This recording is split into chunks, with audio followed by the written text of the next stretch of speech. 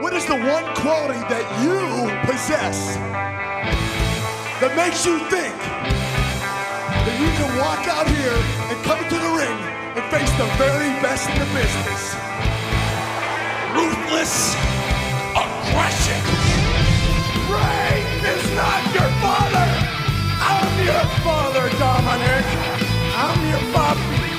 Enjoying the ride, Randy.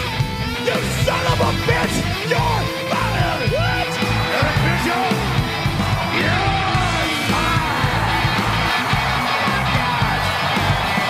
Take out the trash!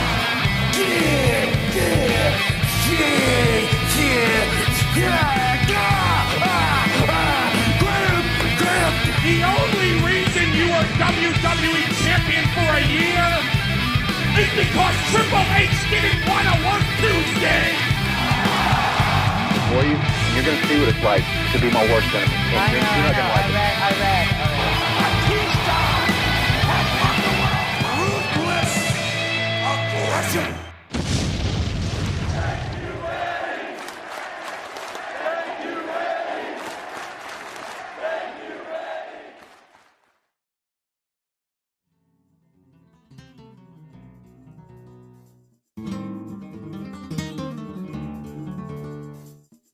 Con alegría, con alegría. Welcome to the Ruthless Aggression Podcast. And we are getting underway with Season 4. We're finally here, fellas. Yeah. I am Levi, joined as always by that big, juicy Kyle. Kyle, what's going on, man? How are you? Hola, yo soy Kyle. Es muy bien. ¿Y tú? Because we're in Puerto Rico, Spanish, what? Para usted dentro de la tienda solamente. Prohibido subir niños en la canasta. ¿Cómo se dice you suck balls in español? ¿Cómo se dice la donde está la cuchi? Donde está like, yeah. Hey, chupa mi huevos. You know what I'm saying, son? Prohibido sausage. Anyway, of course, as always, to my left, it's good old Jake R. Jake, one take Jake back in the booth. How are you doing, sir? Oh, I'm well. I think we have to assume the alter ego of El Jaco today, considering we are live in Puerto Rico. And to answer Kyle's question, I'm doing quite well, thank you. Kind of excited to talk about this show. There's certainly stuff that happened, but I don't know how much happened. In all the shows in WWE history, this was certainly one of them. It's New Year's Revolution 2005. And of course, this event took place January 9th, 2005 in San Juan, Puerto Rico. Yay. Of course, We're happy. Yeah, man, we got a freaking white-hot crowd, which unfortunately succumbed to the, how do you say, the afterburn of 2004, man. This is like the funeral of 2004 here. The crowd, if you kill the crowd in Puerto Rico, you've done something wrong. I think that's why they haven't been back for like nearly 20 years. Vince was like, this crowd, they can't stay hot. And it's like, well, I mean, you're giving them a Jerry the King Lawler match in the middle of it. Versus a terrorist. Experience. Yeah, you guys have a full experience of what it was like to have a JR or a Jerry the King Lawler match. Which I personally would love. But this event took place at the, excuse my Spanish here, Coliseo de Puerto Rico, which is now known as the Jose Miguel Agrelot Coliseum, which is a brand new arena at this point, broke ground in 1998 and opened up at the tail end of 2004. So it's brand spanking new. Dang. Wow, man. Just like Doug. Just like what? Just like Doug. As in the cartoon? Yeah. A really painfully stupid reference. Let's go to the Honker Burger, am I right? Yeah. You want to see my honker burgers? Doug, put those things away. I'll cover your patties in mayonnaise. You know what I'm saying? Get out of here. We have an attendance tonight of 15,764 with a capacity of 18,500. So they are quite packed in. We got them hanging from the rafters, folks.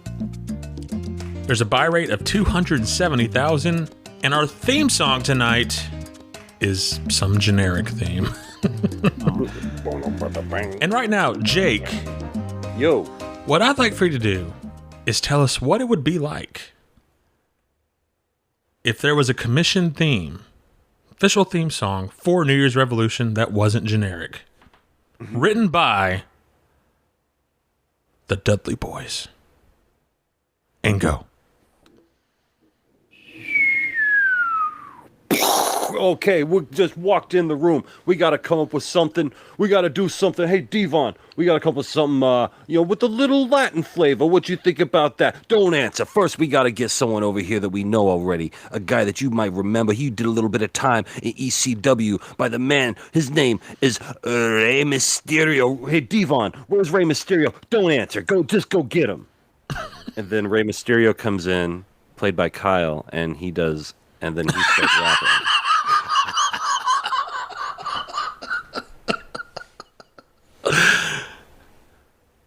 So hey Ray, here's a microphone. I want to hear what you got. And go. We're doing the song for Puerto Rico. Go.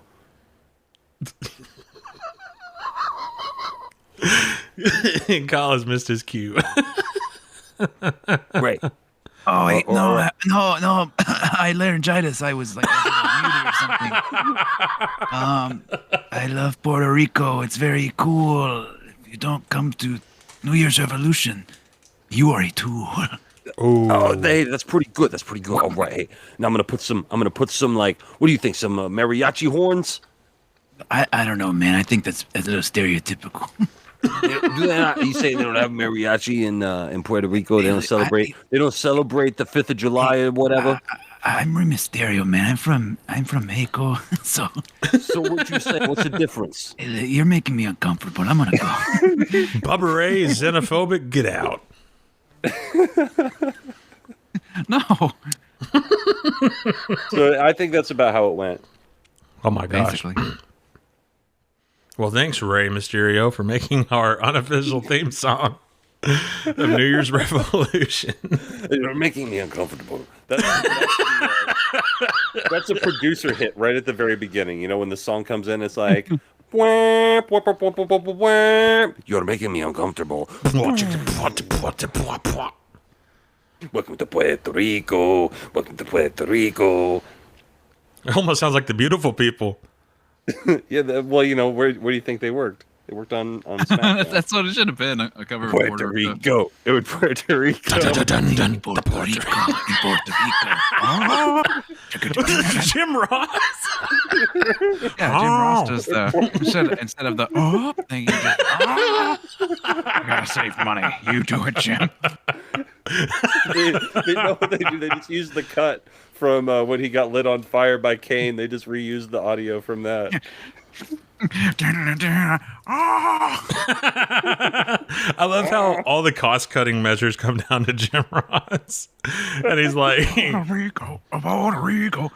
What do you mean Kelly's stuck at the airport? All right, we need Kelly's expose, but who can we use? All right, Jim Ross, quit your grinning and drop your linen. Oh, Jan, don't turn into the ECW team. Jan, don't look.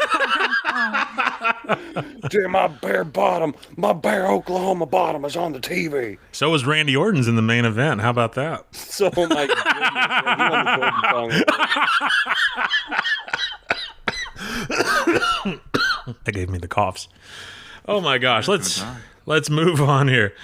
We are sponsored tonight by WWEshop.com. And guys, did you ever purchase something from Shop back in the day, before the internet? Nope, never. Nope.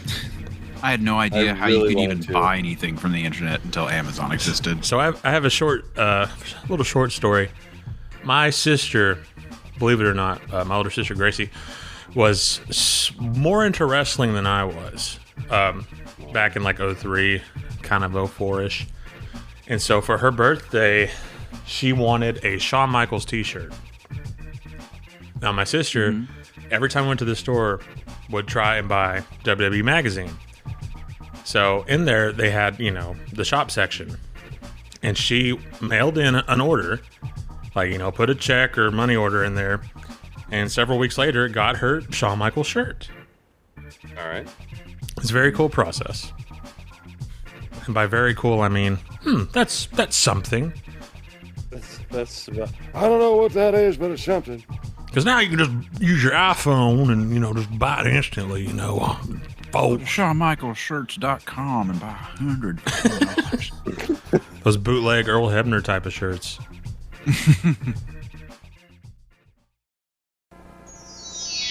Welcome to the white sandy beaches of Puerto Rico. In this tropical paradise, with its angelic views and majestic mountains, a horror will be unleashed. The Elimination Chamber, a structure specifically designed to punish the human body. 2 miles of chain, 36 feet in diameter, 10 tons of steel. No give, no flex. A career-shortening environment. It's hell on earth. Tonight, on this heavenly island, 6 men, Triple H, Chris Benoit, and Chris Jericho, Batista, Randy Orton will battle in hell. Satan's structure itself. The one who can defeat the other, Yes, I put the body on the line. overcome the The distractions, special referee, Shawn Michaels. and survive the chamber, The Elimination Chamber. will leave paradise as champion.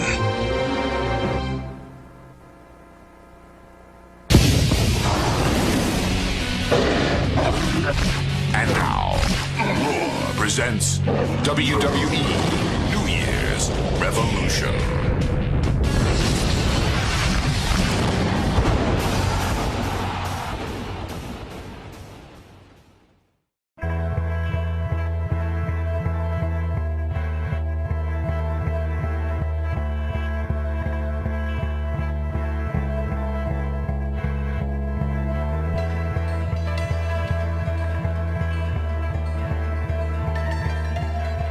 We get an opening package here. It's a mix of paradise. Ooh, there's palm trees and sandy beaches. Isn't that nice?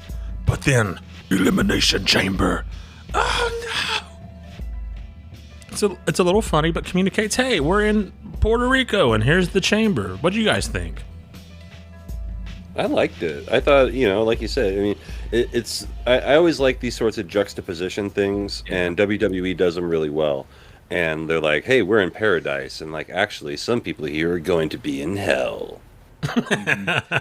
Yeah, same. I know. I just like juxtaposition, and it was just fun. 'Cause it's like, yeah, you're in paradise, but you're gonna die. And now, Raw presents New Year's Revolution. So, we have a big... Come to Puerto Rico, you're a tool. Rey Mysterio on the beat. Rey Mysterio off your feet. Rey Mysterio on your beat. Watch out, here come my feet. It's a 619, doing really fine. Rey Mysterio one more time. Something like that. I am uncomfortable. I am uncomfortable. Sounds like Puss in Boots. Which I just watched last night, actually. It's pretty good. The new one or that? Yeah, the new one, yeah. Was it good?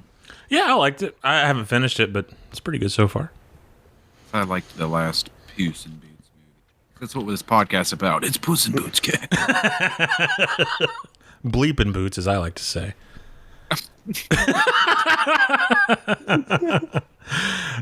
We have a big juicy set. Kyle, can you describe the set to our listeners?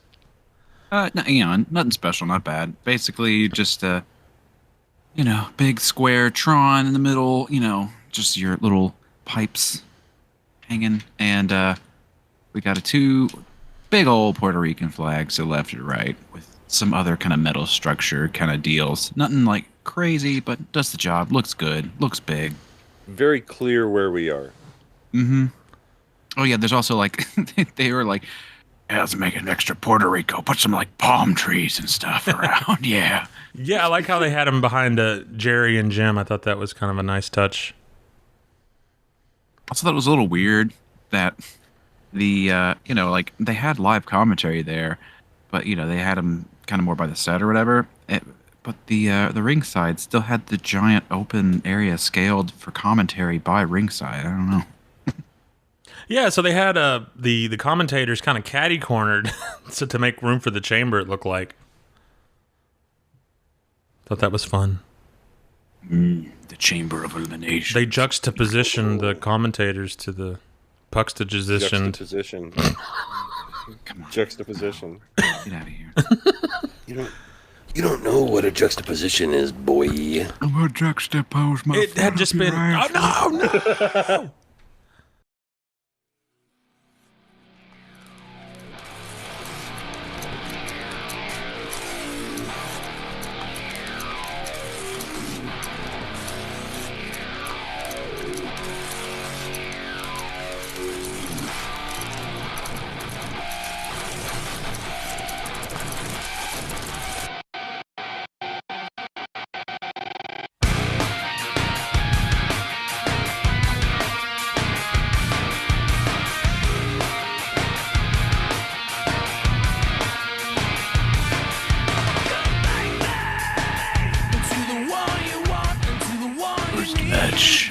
It is the team of Christian and Tyson Tomko taking on William Regal and Eugene for the World Tag Team titles. Christian has been a bit directionless as of late, and I think it's a two-part reason that coincides with Taboo Tuesday, as well as his injury that sidelined him for several weeks prior to that. He's supposed to, in my opinion, be viewed as the top antagonist to Shelton Benjamin for the IC title, but I guess we've gotten away from that to try and push Maven as a viable heel in the division. Oh, come on, you don't like Maven? No, I am very on record as hating Maven. Maven is awful. Oh, come on, folks. Maven's not that bad. Maven is the low light of this pay-per-view. Well, hold your feelings, hold your jeers, and we'll get to him later. Cow. Hey, come on now. I mean, like, Brock Lesnar was a small-time dude who came big. I mean, certainly they'll strike lightning twice with Maven. Maven is tough enough, wouldn't you say? No. But he's got a trophy and everything. Anyway, with that, we've seen the attention shift to... Ooh. And with that, we've seen the attention shift to Eugene after feeling disrespected backstage on Raw, because Eugene was starstruck after running into one of his favorite superheroes, Captain Charisma. What? So, He's not a superhero. So this comes after Christian was forced to dress up in a funny superhero outfit inspired by his nickname. Oh. Because after all, after our Raw heroes won the traditional Survivor Series match, that being Benoit, Jericho, Randy Orton, and Maven, they each got to be general manager for a week, for the next 4 weeks, until Eric Bischoff came back from vacation. So I don't remember who was general managing that week, but they made Christian dress up in a funny superhero outfit. Probably Chris Benoit. Classic. That jokester, Chris Benoit. He's like, this outfit kills me. Oh, you're terrible for that one. Would you stop? Zesty Gorilla Monsoon on the podcast. Would you stop? Would you stop? Oh my gosh. Anyway. So Christian expressed worry to Tomko that this, him dressing up as a superhero, would tarnish his image in the eyes of the viewing public. So Christian took this act by Eugene as a sign of disrespect. Other than that, there's not much heat for this match. What do you guys think of the heated rivalry between Christian and Eugene? Oh man, it's Contender feud of the year. Yeah, it's going down. Already. Oh yeah. This is the hottest match I've seen on a pay-per-view all year. I'll tell you that much. You know what that reminds me? That used to legitimately bother me when movie trailers would say, it's the movie of the year, and it's like March. It's January. Movie event of the year. Movie event of the summer. Rain Man. Rain Man 2. The Downpour. It's the movie of the year. It's John Leguizamo in The Pest. No. Oh Downpour. It's the Nutty Professor 3, The Return of Jafar. Anyway, Eugene comes out here in a Hulkamania-inspired shirt and bandana. Did you guys like his Hulkamania outfit? Yeah. Perhaps it's a sign of things to come. It appears our year will be riddled with Hulkamania, brother. Yeah, there might be some brother sucks in this calendar year. Yeah. Well, Hogan knows best. Hogan knows best, dude. That doesn't work for me, brother. We got to get this thing back on track, dude. So let's get the ball rolling once again, brother. I've been listening to way too much Laps Fan podcast, and my Hoganisms are at all-time high. Craps fan. Apparently, many times every week on Impact, he would say, "Got to get this thing back on track," and this thing being Impact Wrestling. When the reality is, the ratings for Impact were higher than after he came in. It just went down and down and down. Crazy, huh? Anyway. We begin with the Regal and Christian here. The first thing I want to note is the loud Christian sucks chants. Made me laugh. Like a lot of these, some of these chants I had a hard time understanding. Well, it's because a lot of them were in Spanish. No, please tell me that you're lying. Just messing with you. Oh, thank goodness. Thank goodness, dude. We get a snapmare by Regal. Christian arm drags Regal, and Regal kips up and arm drags Christian. Shoulder blocks and 2 counts for Regal. Or should I say, dose counts. Side headlock by Regal. Christian backs Regal into a corner. We get shoulder thrust by Christian. Regal nails a hip toss off an Irish whip, and we tag out to Eugene. The big Gene, baby. Big Gene. Actually, he's to come. He fights Kane. Eugene. You should have teamed up with Snitsky. He could have been Eugene Snitsky. That's what they would do now. That's like an AEW team. It's like Eugene Snitsky. Wish, dude. Pop for that. It wasn't my special. But it was his special. He's a special boy. Come on now. Eugene gives a wedgie to Christian. Followed by the Hulk Hogan pose. Christian boots Eugene in the ribs, and we get a side headlock by Captain Charisma. Captain Crunch. Dude, imagine being a fan of a superhero and they just attack you, dude. That's not cool. Imagine if an Ant-Man crawled up your, well, you know. Up your butt. So to speak. Up your pee hole? No. Eugene leapfrogs Christian and lures him in. Christian misses an elbow. We get JYD headbutt by Eugene with peeing motion included, which makes Christian say, "You got your pee on me!" But he ain't got no pee on me. Hey, my pants. Haters wanna hate, lovers wanna love. I don't even want none of the above. I want to. Drip, drip, drip.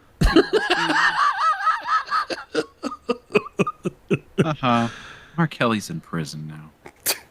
Oh. OJ isn't. Anywho, Christian then tags out to Tomko.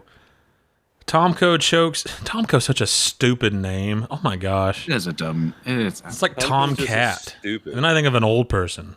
I think it's just it sounds like a toy thing, like Tonka or something. Tyson For all Tonka. I know, Tomko is probably a perfectly normal name in some culture, but just like Not 2004 American. kid, I was like, who's that Tomko?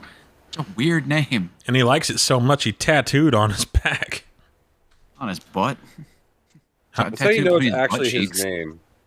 How do you know that, dude? How do you know it's on his Would you beach get a cheeks? gimmick name tattooed on you, brother? Tomko chokes and clubs Eugene. We tag out to Christian. Eugene slides out to pose with the fans. Then I notice all that space for the chamber like we talked about earlier. Yeah. Christian and Tomko give chase, and Eugene crawls under the ring. Regal distracts Tomko, and Eugene O'Connor rolls Christian for 2. Eugene just like reached in the back of his shorts and pulled out like a big piece of crap and just threw it at someone. Oh my gosh, he's like a monkey or something.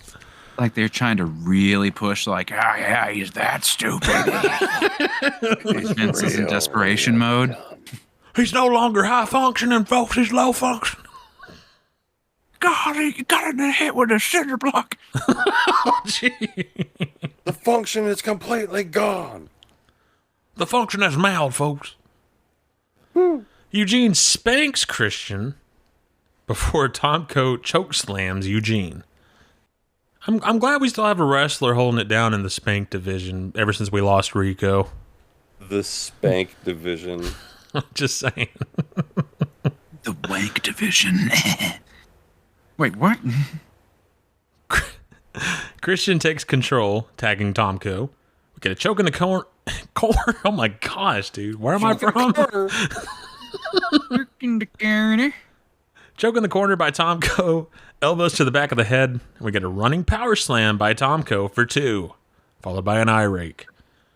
We tag to Christian, right hands by Christian, and Eugene fires up with a backdrop. That's right, it's our first Spunkingo!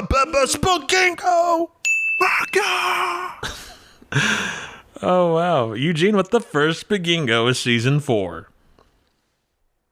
So in comes Regal, shoulder blocks, and a drop kick for Tomko. Tomko clotheslines Regal hard. Tomko chokes Regal, and Christian stomps all over Regal. Regal. We get right hands by Christian, and Regal has been busted wide open. My God. A little. I'm sorry. I'm going away from Eugene because nobody cares about Eugene. And Yeah. kind of leaning towards Tyson Tomko a bit. I mean, You know, guys, I hope we're wrong. I had He's better cool. not see. I had better not see Eugene on the next episode of anything. Well, I'm sorry because he makes a guest spot on Desperate Housewives. Okay, I have like 0.1% more respect for Tyson Tomko because he used to be a bodyguard for Limp Bizkit and apparently appeared in the music video for My Generation. What? No way. I had no idea. Fun. Dang, I gotta give props to the big Tom. Yeah. That's actually pretty cool. Thank you for sharing that. Yeah. Yeah! Tickle the ground, punk. So we tag to Tomko, the former bodyguard of Limp Bizkit. Tomko tosses Regal across the ring. We get shoulder thrust by Tomko. Regal knees his way out of that predicament, and Regal is pushed into the ropes, and Christian smashes Regal in the back. Christian drops Eugene off the apron, so Regal, he reaches for the tag, but to no avail. Christian and Tomko put the boots to Regal. Tomko and Regal bang heads off an Irish whip. Tomko squishes Regal in the corner with a knee drop by Tomko. Tomko misses a splash, and then we get the hot tag to Eugene. Oh, yeah. Right hands by Eugene, clothesline on Tomko. And Jake, let's start with you. What did you think about the match? It wasn't very good. And then the ending wasn't very good because someone got really, really hurt. Yeah, it was something. But yeah, I don't know. Like thumbs down as far as the match goes, especially when you consider like pretty significant injury occurred in this match, and like the people were hot for it even though the match was crap. Yeah, thumbs down in that match for me. For me, I don't know. It's like I want to say thumbs middle, but that's only because it's like I don't really feel any particular way about this match. But it wasn't really like great. I don't know. That's how I felt, but then when I added in the fact that someone got severely, like, career-alteringly injured, like, it becomes a thumbs down. Yeah, sure. I'll do thumbs down too. Yes, talked him into it. The negotiator. Well, I'm a negotiator, folks. You can't talk me out of it. I'm gonna say thumbs middle, and I'll tell you why. Because it had the makings of a fun opener, and the crowd was hot. Christian was the perfect goofy villain for Eugene. Regal sell him like a champ. It's just a shame the match had to end the way it did. So, thumbs middle. I'm going to say thumbs middle. And unfortunately, Eugene has suffered a ruptured left patella. And he's out for the next 6 months of in-ring action. Patellar tendon. You can't rupture a bone. That's what JR said, so that's what I wrote down. All right, well. He was wrong. It had to have been... he either ruptured a patellar tendon or he displaced his patella.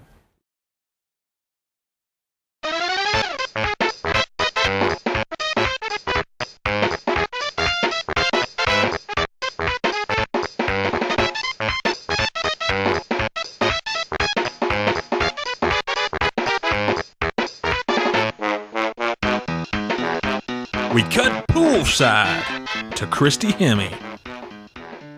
She's walking around in a bikini. The end. That's about it. And King is like, oh my God. There's boobies. Kyle, you cut out what you say. And of course, King is like, oh, God, you seen a woman half naked before. Shut the hell up, King. You've been married like 5 times. You've seen a naked woman. Shut up. Does she look like the cat to you? Anywho, we cut backstage to Christian and Tyson Tomko. They run into Edge, who has an idea. But Christian is apprehensive to trust him, because last time he did, Edge jumped him from behind, which came off the heels of a tag team match on Raw. Edge is like, I don't like you, and attacks him. So he orders Tomko to beat up Edge, but before he lays hands upon the rated G Nintendo Wii, Edge says, so I guess you don't want to be a world champion. And Christian is now curious as they walk away together. What could be looming? What could be fruit of the looming? Y'all ever wear Fruit of the Loom undies back in the day? You know it. Undershirts. Y'all remember the commercials with all the fruit people? I remember. Yeah, those were weird. Remember berries? One of the guys, the grape guy got in trouble because he was making a public appearance and like one of the grapes fell off and everybody saw his balls. But they were painted orange, so everyone knew that he actually planned it ahead of time. That's the exact reason why the grape guy is my favorite. The G-rape guy?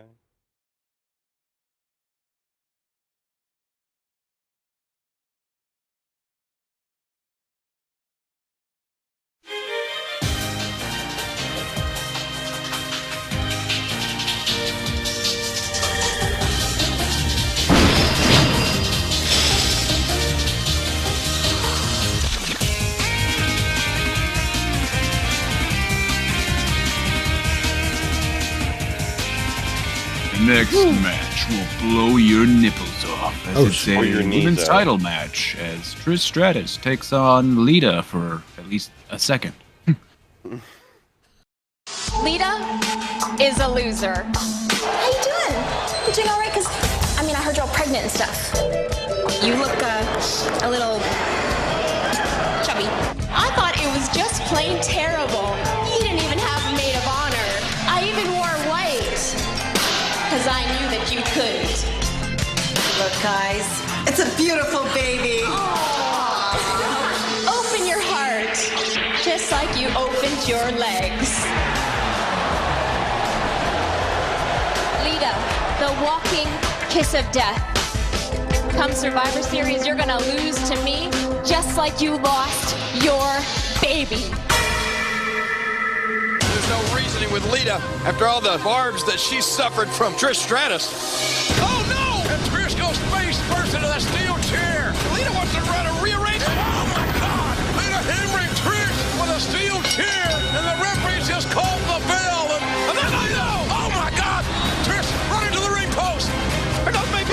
This was not about the women's title. As far as Lita was concerned, it was all about revenge. You're right. Well, I hope you're happy. Because of you, I have to wear this thing that covers my entire face. My beautiful face. And Lita, you are gonna pay for doing this to me. Trish Stratus puts the women's title on the line against the walking kiss of death, Lita. Lita is looking to win the women's championship. We've been waiting for this a long time. Trish, month after month, trying to humiliate Lita. Oh my gosh, that hit first time. Man, that's how badly Lita wants to become the women's champion. Two beautiful women crashing and burning, all for the sake of the women's title. Lita, what you doing here? Trish, get up, Trish! Lita's got no business up here. It's all or nothing. All or nothing, and the moonsault. The moonsault. The hook. Three. My God, Lita did it. Lita did it, King. I can't believe the effort, the heart. Lita is the new women's champion. Fact of the matter is, I am the best women's wrestler ever. Lita had to practically kill herself just to beat me.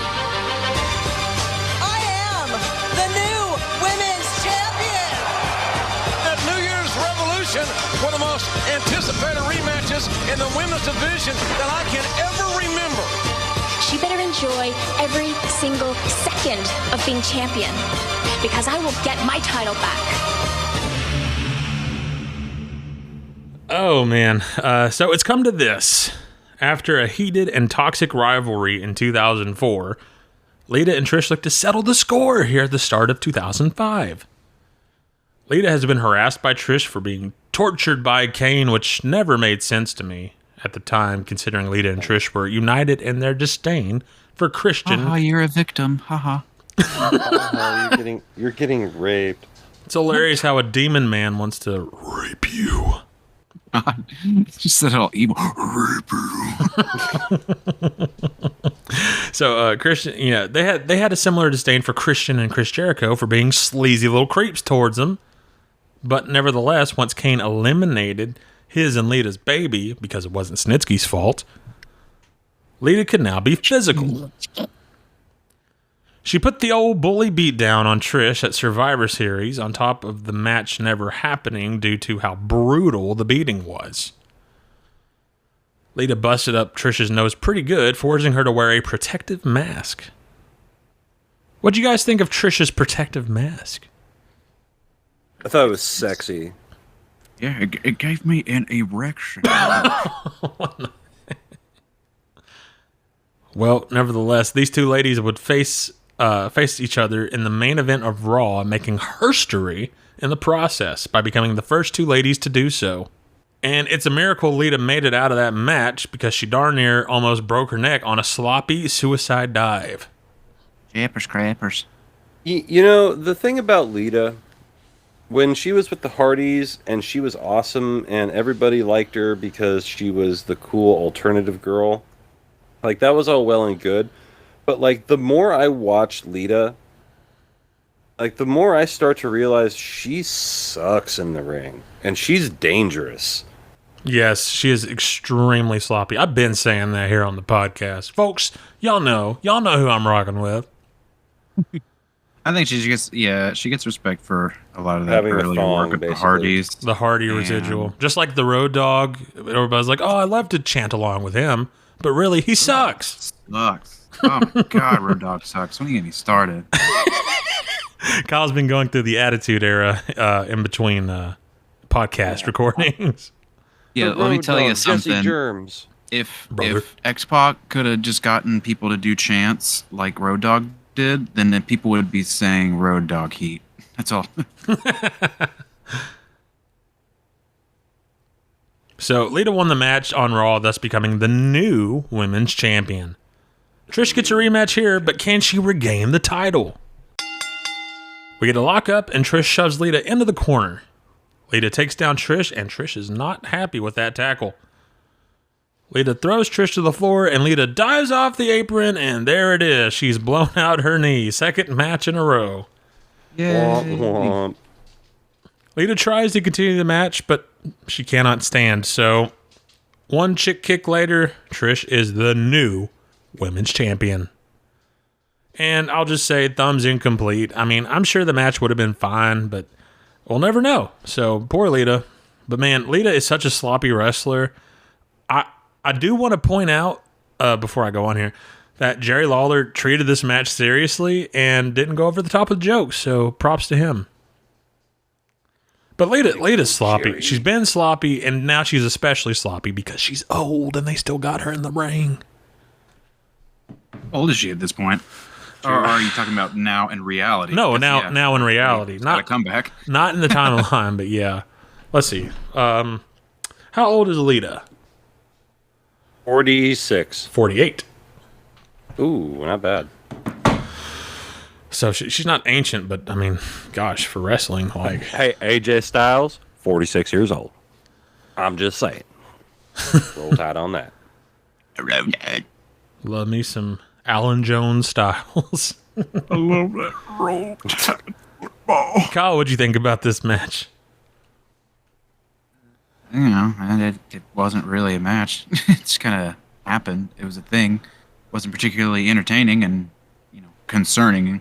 So, I guess I'll be with you. Thumbs kind of incomplete. Can't really rate this one. Yeah, I was predispositioned. I mean, I like both girls involved in the match, and I thought it was going to be fun, and then it's just unfortunate, And when something like this happens, you look at it and you're like, oh my God, again? Like, if someone gets hurt, you're like, okay, well, that never happens 2 times in a row, and then it does. What's in the water, Puerto Rico? Oh man, imagine if we got welcome to South Africa. Imagine in Puerto Rico if we got the return of Rico. How about that? It would be the Puerto Rico. Welcome to South Africa, man. That's Rico. That would be Rico's new gimmick. Like he moved to Puerto Rico. He became a naturalized citizen. He's enveloped in the culture, and now it's like, I am Puerto Rico. I kind of don't hate it. I mean, it'd be something other than just look. I'm gay. Not just any kind of gay. Very, very gay. Now he can be gay in Latin. I guess I found you attractive or something.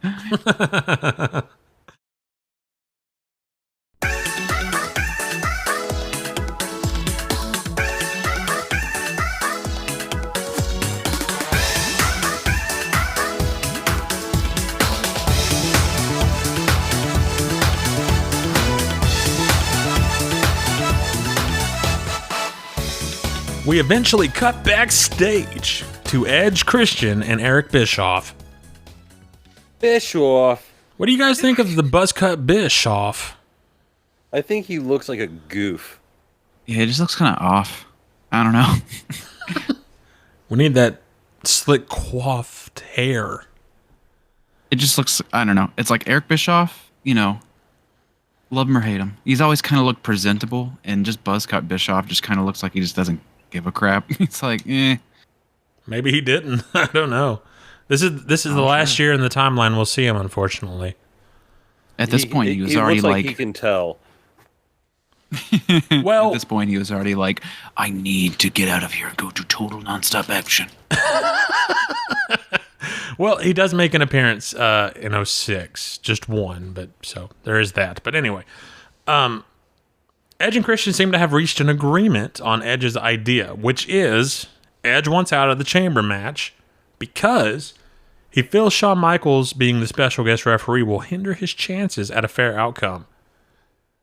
Edge proposes that Christian take his place, and whoever wins the chamber match faces Edge for the World Heavyweight Championship tomorrow night on Raw. Which, a little silly. You Weasley, huh? Weasley, old sunbeam. Trying to be a big old weasel. Eric quickly shuns the idea and says he ain't changing nothing. I want a hot dog. Puerto Rico dogs. Edge leaves furiously while Christian can be heard in the background pleading with Bischoff. Come on. Edge, Come on. Edge then runs into Shawn Michaels, who assures Edge that nothing bad will happen to him, as long as he keeps his hands off the merchandise, so to speak. He comes in, he's like, I'm just here to call it down the middle and praise the Lord, brother. And I'm all out of psalms. Shawn vows to retaliate if he is hit.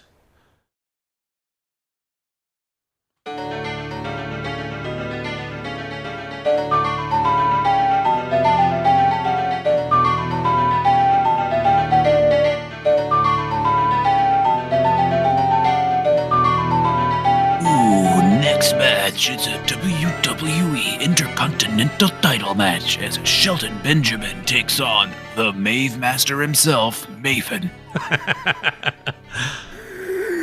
Uh-oh. Oh, sorry. Was that directly into the microphone? No, but this was. I thought Jake the Snake Roberts pulled up to the podcast. You want to see my snake? It's my butt cheeks. Hey, I will drink your pee to show you how much I respect you. I'll drink your pee and make you squee with glee. It's a real story, about Jake the Snake Roberts. I believe it. Why not? I believe it. It's a modern day Van Gogh. Cut off his ear, show his love. I'll drink your pee. You can Van Gogh all over. So I just want to start here by saying Maven is a moron. Mavon. And here's why.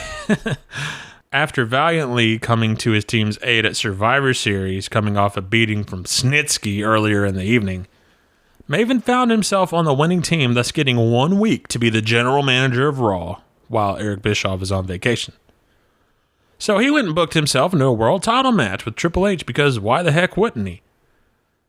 But the moral dilemma they centered the whole night angle around was Triple H extending the offer to Maven to join Evolution. Mavolution. And Kyle, I gotta ask you, man. If you were the general manager for a night and booked yourself into a world title match and got offered to drop it to join Evolution, would you do it? Yeah. Dang, even though the fans love you, you're gonna turn your back on the fans? The fans don't pay your bills, brother.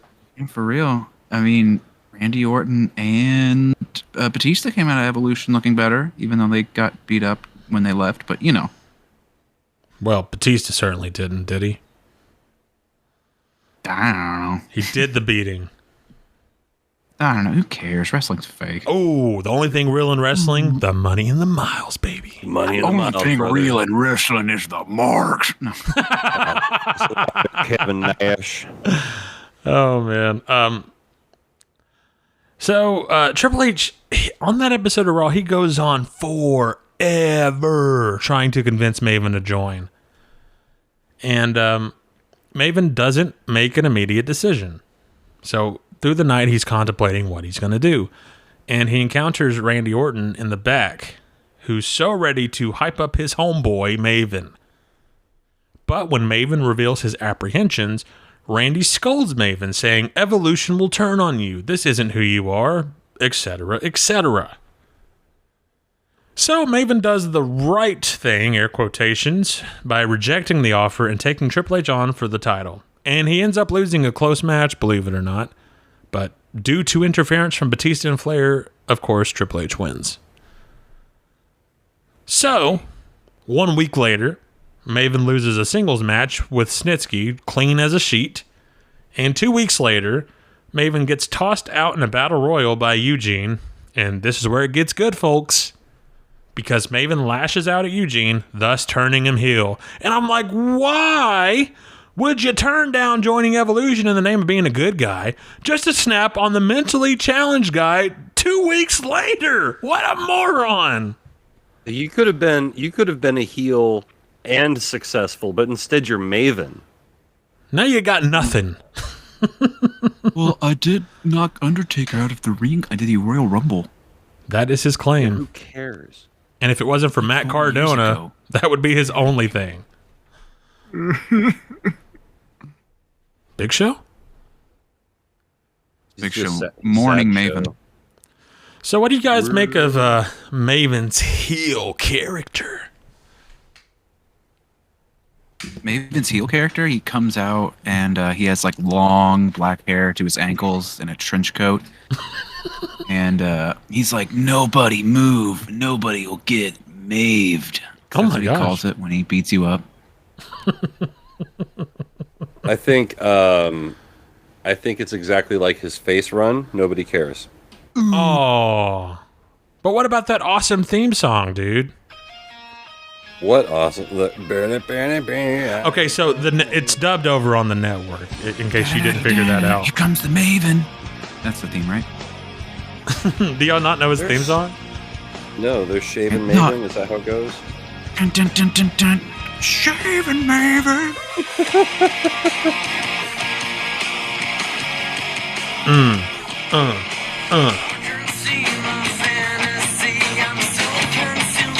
Ah, 2001, man, is a vibe. Yeah.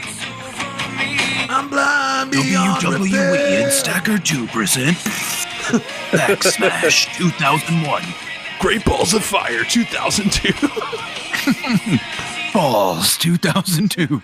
Okay, so I'm on record on the podcast. I've said this before. I love that theme song, and perhaps it wasn't for Maven in the end. It doesn't fit, and Maven himself said he didn't like that theme song, but I think it created a long-lasting love of Maven through the years. People are like, man, that theme song is cool. You know what? I miss Maven. How about that? Because I certainly did. So, but that's his theme song, man. It's a really good song. It's theme song, Maeve. I mean, Who sings that? There's no Cody Rhodes. I think the band that sings The it. beginning made me think of Cody Rhodes. For real. Cody Rhodes, why? The beginning reminds me of that Downstate song or whatever. Oh, I guess I can see that, yeah. Not exactly alike, just it kind of makes me think of it. Downstat, they got so many wrestler songs, oh my gosh. Wrestlers in my butt. I'm going to Pizza Hut. Oh, man. So the band... okay, real quick. Pizza Hut side mission or story. Oh, Whatever. Lord. Pizza Hut demo disc for the PlayStation 1. Where I used to live, there were Pizza Huts, but there were no dine-ins. Like they all shut down. Yeah, that was called COVID. We all had that. I currently living elsewhere temporarily, and there's within like 10 minutes 2 sit-down Pizza Huts near me, and I'm just like, oh wow, I gotta go. I gotta see if they got the buffet. I gotta sit. I gotta get the big red cup. There is nothing like going to a Pizza Hut to sit in and dine. It smells so freaking good. It's a lot is lost. It is becoming lost to time. And then you get to play Metal Slug. I play Area 51. So we had at our Pizza Hut. Also acceptable. Area 51 for the PlayStation 2? No, Area 51. Oh, Area 51. The name. Yeah, it was like an Atari made like a. Oh, I see. Shooter, like a light gun shooter. We had the big orange guns. Super good game. Very fun.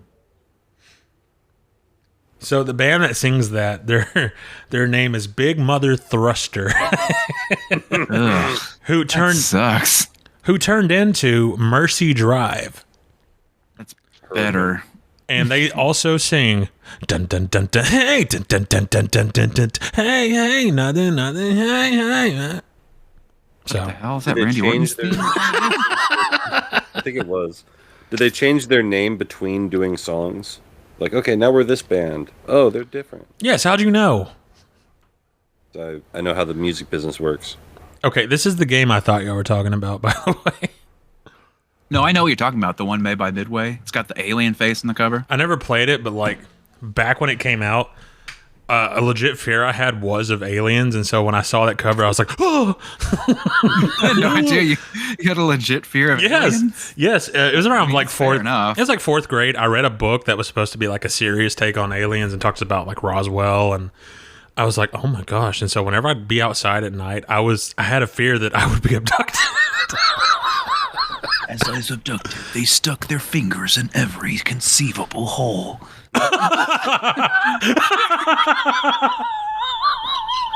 You would have liked the other Area 51 game, the Pizza Hut Area 51. You would have loved that because you just take a gun and just blow them into chunks. It's awesome. That does sound awesome. They make the same noise over again. Just like Jim Ross. Seriously, shoot them like 1,000 times and it's just. And then you accidentally shoot the star team members, and then you lose a life. Yeah, exactly. And star with 2 R's because it's cool. So I'm starting to think you guys don't like Hill Maven. So why don't we move on from that, shall we? You think so? Why don't we move on from this? Anyways, Jake, what do you think of the match? Well, hold on. Let's talk about this match, or 2 matches actually. Literally all it 3 is. matches we need to blow through. Oh my gosh, no kidding.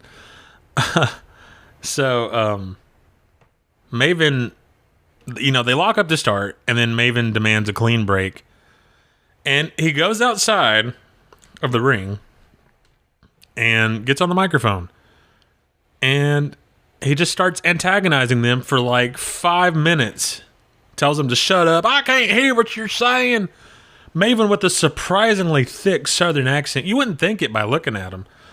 But good gosh, he got that Virginia accent. Got that Virginia accent. Hey, I'm Maven, and I don't like what you're doing.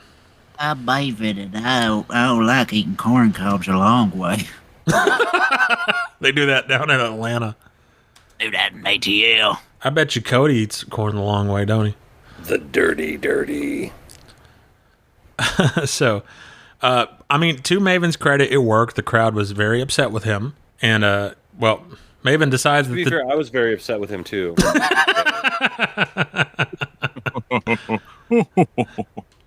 Santa Claus, you're back from Armageddon 2004. Who are you challenging on this pay-per-view? Yeah, I just came by to get my paycheck. I'm out of the door. Bye.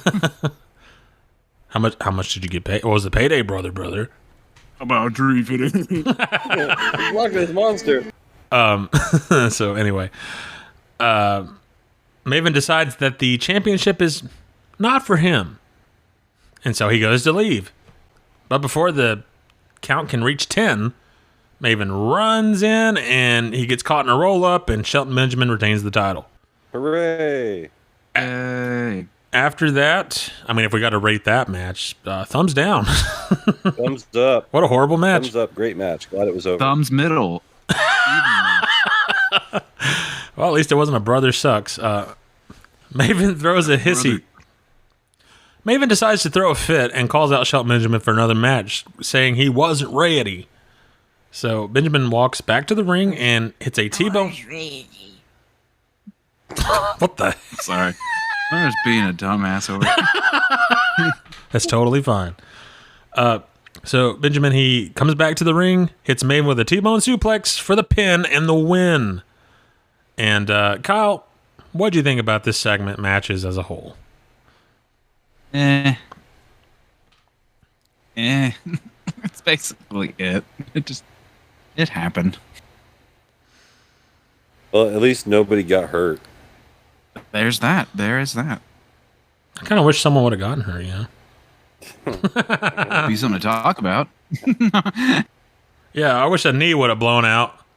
Seems like they were playing it safe, I wish Maven would have jumped off the top rope onto his feet, completely normal, and then both his knees would have just exploded and he would have fallen over. Kind of like that episode of South Park. Yeah, that episode where Kyle dunks and his testicles are in his knees. But yeah, thumbs down. This went on way too long. And I'm going to be honest, I do like Maven's heel work. I think there was something there. It's just in the early stages. But, this is Maven's last year in the company. So, ultimately, this did him no favors. It made him look like a chump. Which, Maven's got a look. He's got the package, but, just something's missing. So. He's got the package, dude. I knew I couldn't get away from that. Whoa, guys, stop the pod. We gotta hear some ads. Peace. Forget everything you think you know about Resident Evil. I'm under the President's order to rescue you. My father? Don't worry, Ashley. I'm coming for you. Vayan por detrás. Evil has evolved. Resident Evil 4 for Nintendo GameCube. Rated M for mature. Only from Capcom. When the most powerful forces on Earth collide, war's just begun. Only one warrior, her name is Elektra, can tip the balance between good and evil. On January 14th, from the forces that brought you X-Men, Elektra, rated PG-13, January 14th, only in theaters. Now That's What I Call Music Volume 19 is here.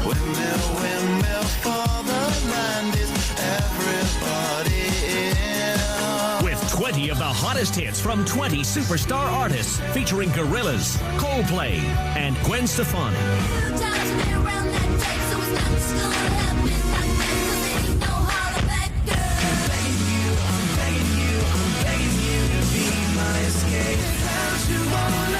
Now That's What I Call Music 19 has 20 of your favorite hits, including Backstreet Boys and Three Doors Down. So let me go, just let me go. Gonna buy you a mockingbird, I'ma give you the world. To order Now That's What I Call Music Volume 19, call or order online at nowthat'smusic.com. $18.98 plus $4.95 shipping and handling. Special edition Now CD holder free with paid order. Fresh delivery available.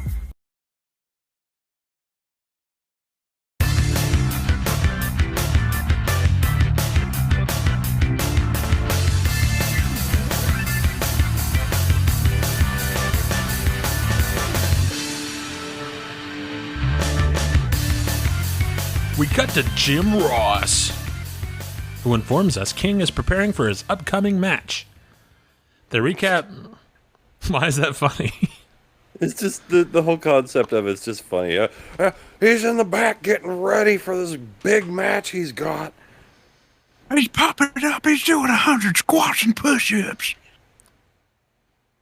I kind of wish I had a push-up pop down here. It's kind of hot. Wish I had a push-up. My man titties are...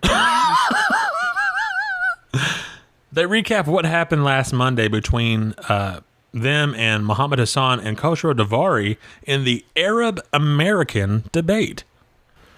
This shows our beloved announcers on the receiving end of a beatdown. To explain such actions, we cut backstage to Muhammad Hassan. And nobody cares. What do you mean nobody cares? Isn't the chanting in his theme either just sounds like it or is the lyric just "I'm an alien" or something like that? It's actually just I'm an Englishman in New York translated into Hindi. I have not heard of this theory, I guess. Muhammad Hassan making his ruthless aggression debut here. He claims the footage was biased. Fox News, CNN, Fox, oh my God. Fake news. Fake news. I only trust the Onion with my news. What it didn't show, according to Muhammad, is King calling him names and Jim Ross saying, "Go get if you don't like it." As far as Muhammad is concerned, they got what was coming to them. Muhammad is excited to wrestle here in Puerto Rico because they can relate to him so much and calls them second-class citizens, so boo! Kiss my ass! Hey, we're Americans too. He's basically just like a culturally insensitive, Elias, you know? Although Elias and just like the sports, that was just egregious. Like, you're not a good heel, it's just cheap heat.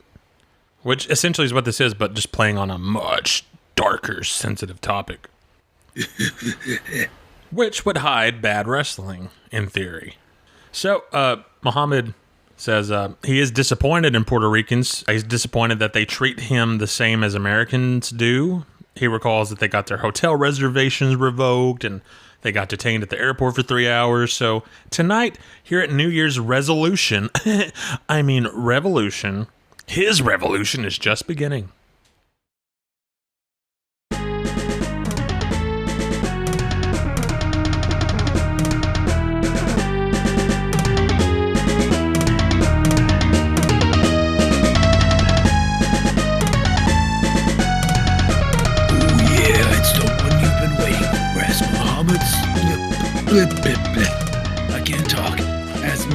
Hassan takes on Jerry the King Lawler. With old Jim Ross, boom, boom.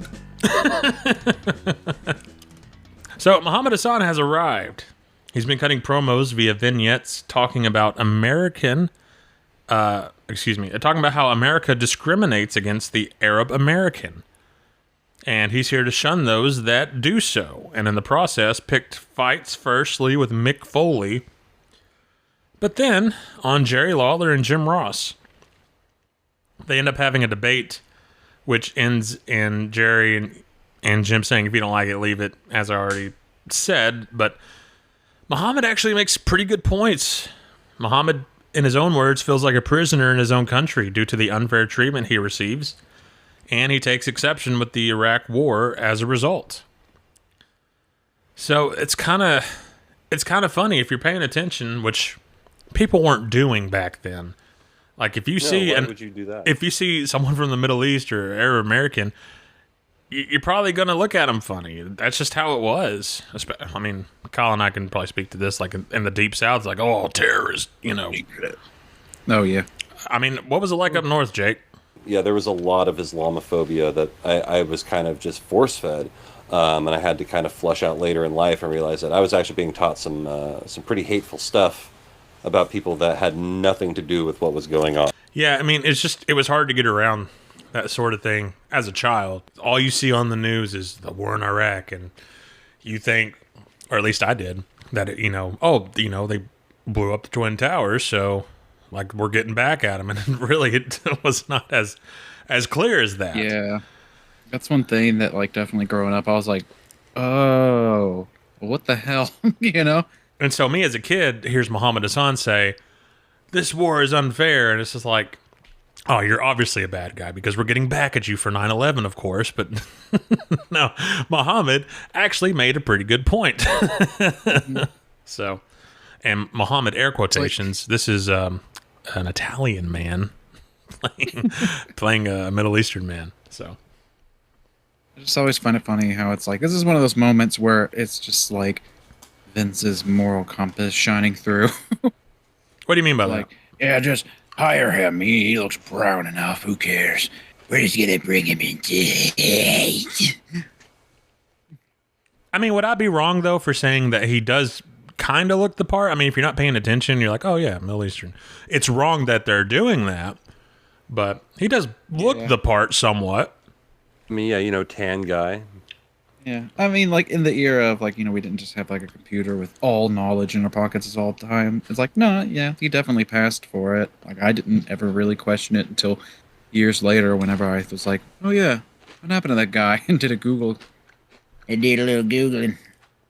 Man, he got such a bad deal in the end. Oh, hearing his stories of like how he was treated, like just in like the roster and stuff, I felt bad for the guy.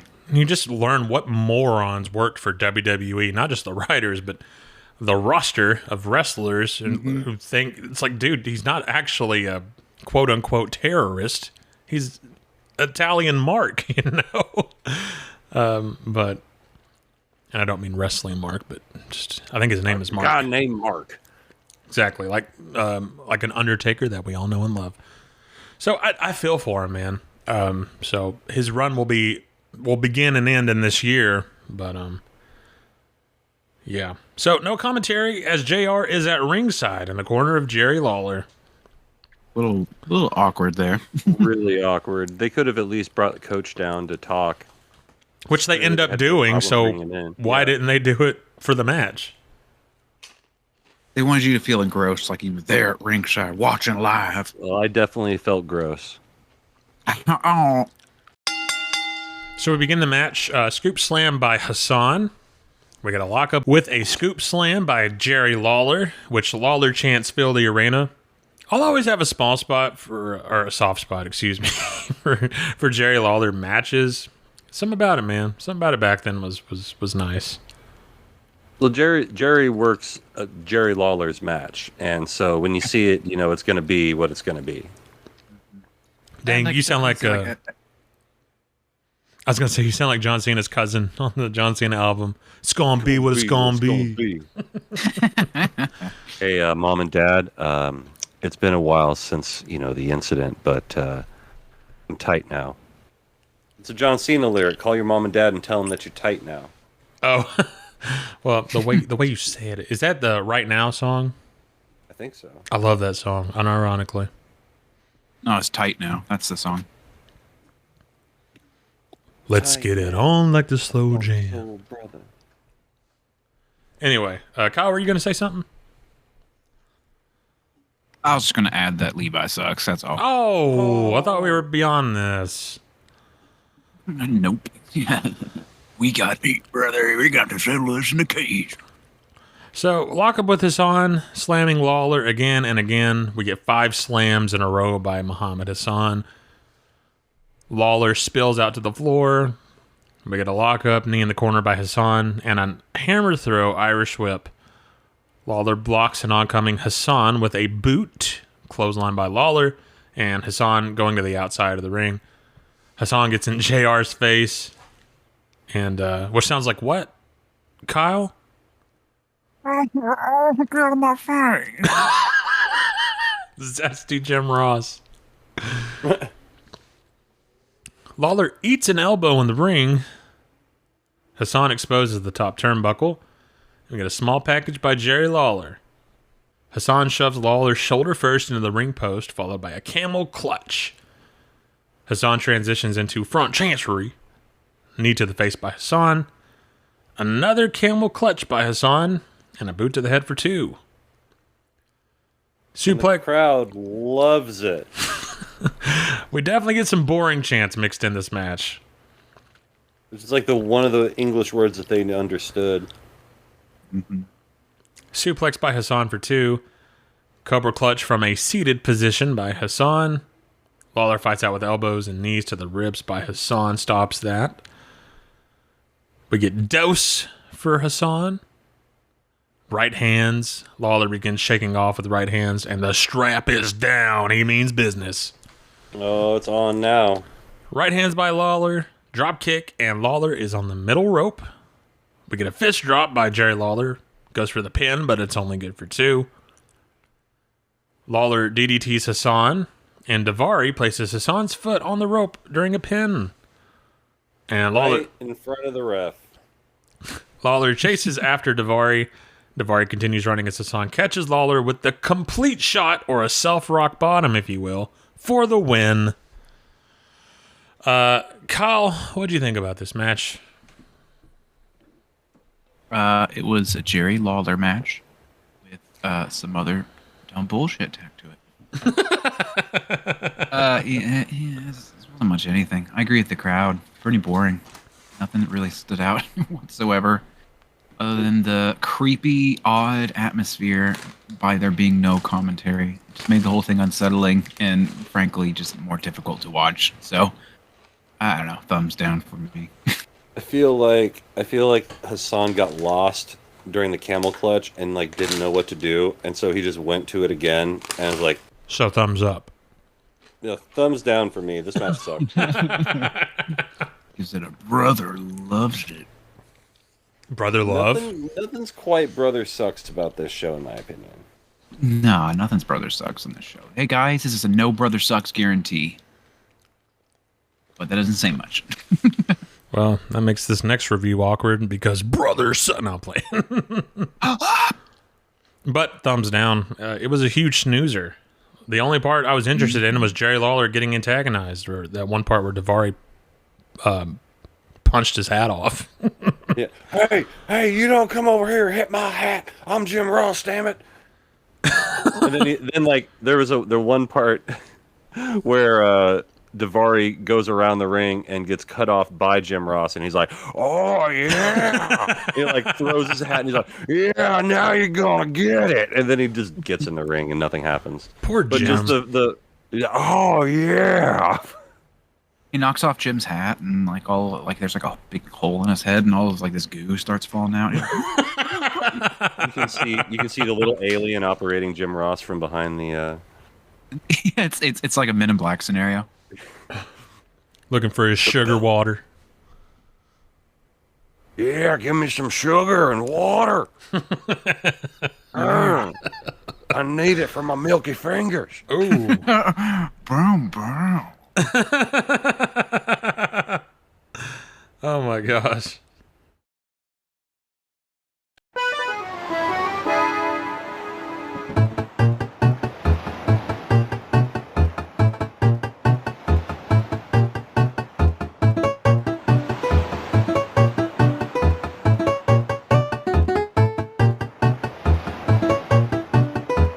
We cut backstage to Batista and Randy Orton.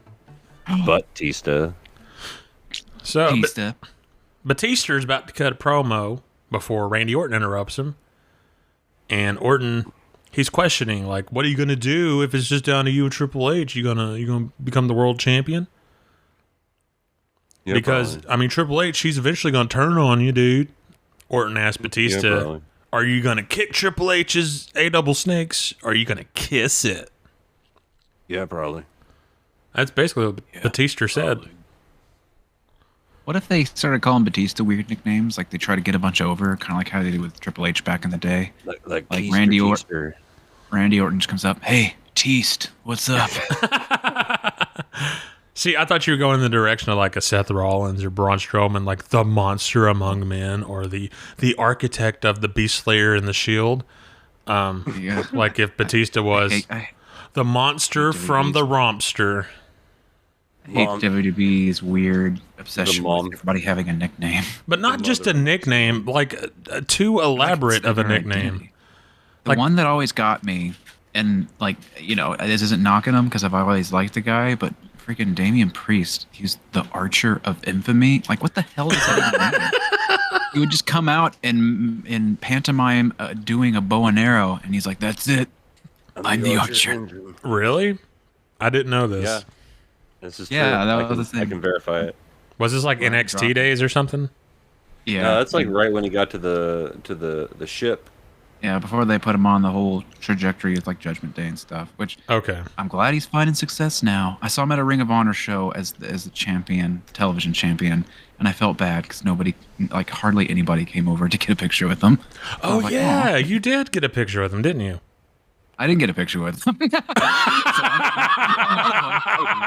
be fair, I didn't get a picture with anybody. So okay, I am a Never good get guy. I would never get a picture with Damian Priest. There was one guy that weren't getting a bunch of pictures, and you went over to him. Who was that? I think it was Eugene. No, just kidding. I don't know. I don't know. I don't recall. Oh, well, anyway. So what will Batista do? What if it comes down to him and Triple H? What's going to happen? I don't know. I don't know.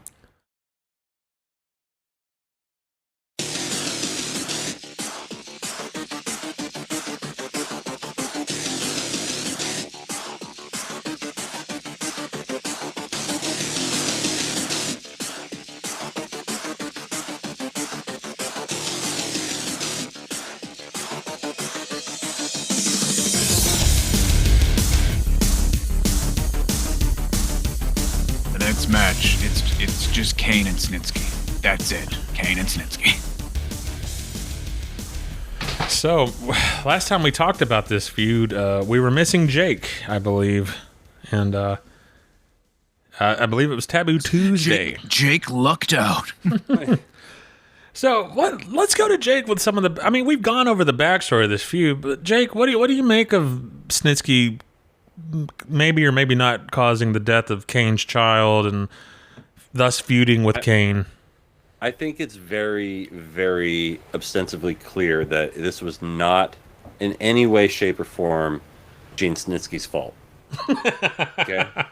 Not his fault at all. Like, we need to clear the air and make sure everybody knows he didn't do this. This is not his fault. I think it's really weird that they turned this entire, like, regrettable moment into a guy's entire gimmick.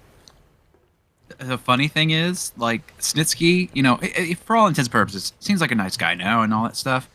He's still riding off that. I just saw he came out with a line of shirts and, like, pro wrestling tees that was just, like, talking about, like, Snitsky's babysitting service because I punted a baby, remember? Someone tagged me. Someone tagged us on that on Twitter. I got to figure out who it was. And give him credit. because that's the only reason I saw that. Like, hey, whatever, man. You got your thing. Just freaking write it into a paycheck. Why not?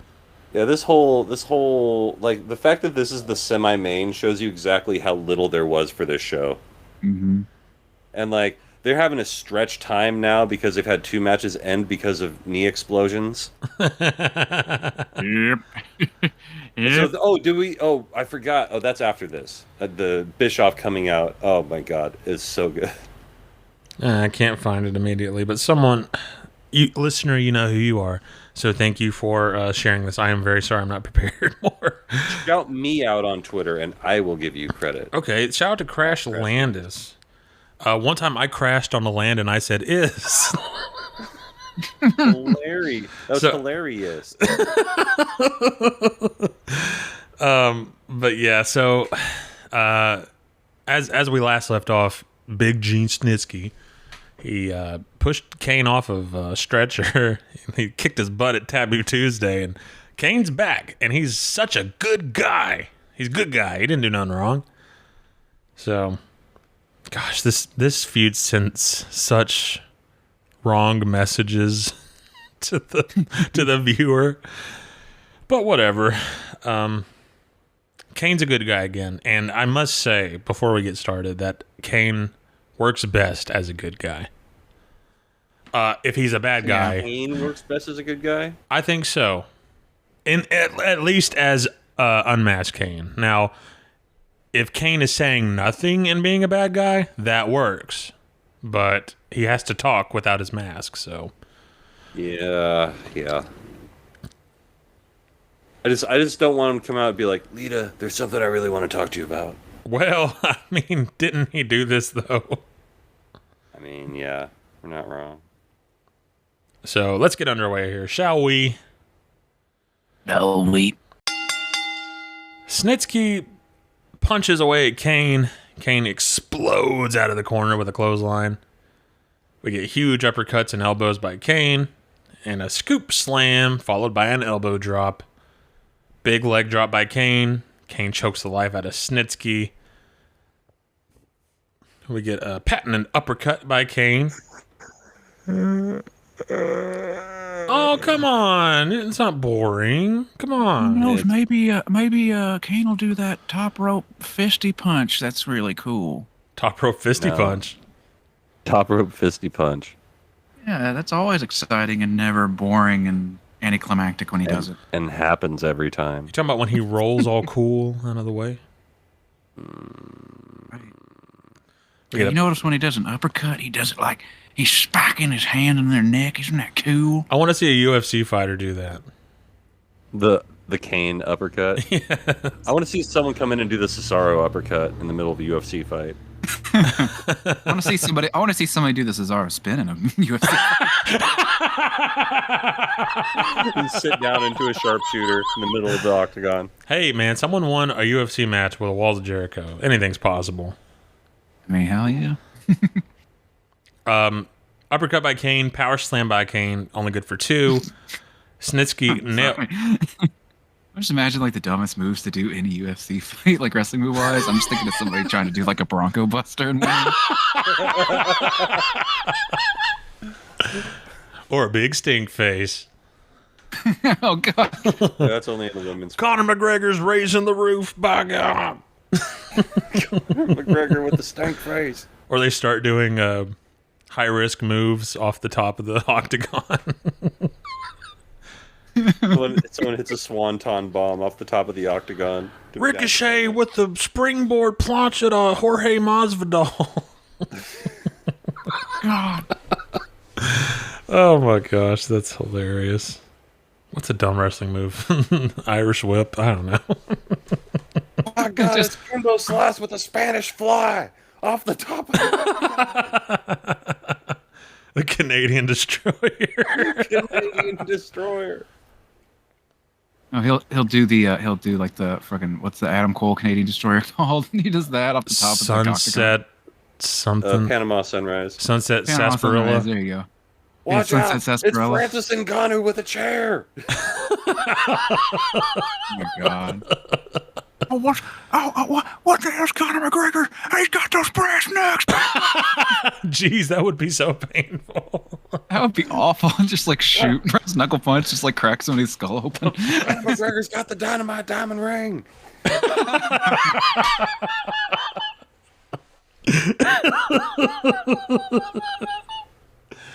Oh my gosh.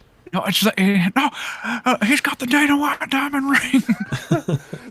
That's for slapping your wife. That's not for use in the ring. By God. Brock Lesnar should have hit an F5 on somebody.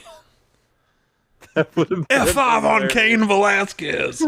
He would have won. Brock Lesnar KOs somebody as they're falling. He picks him up and hits him with an F5. Could you do an F5 legit? Like, just kind of like quickly grab someone's arm? I've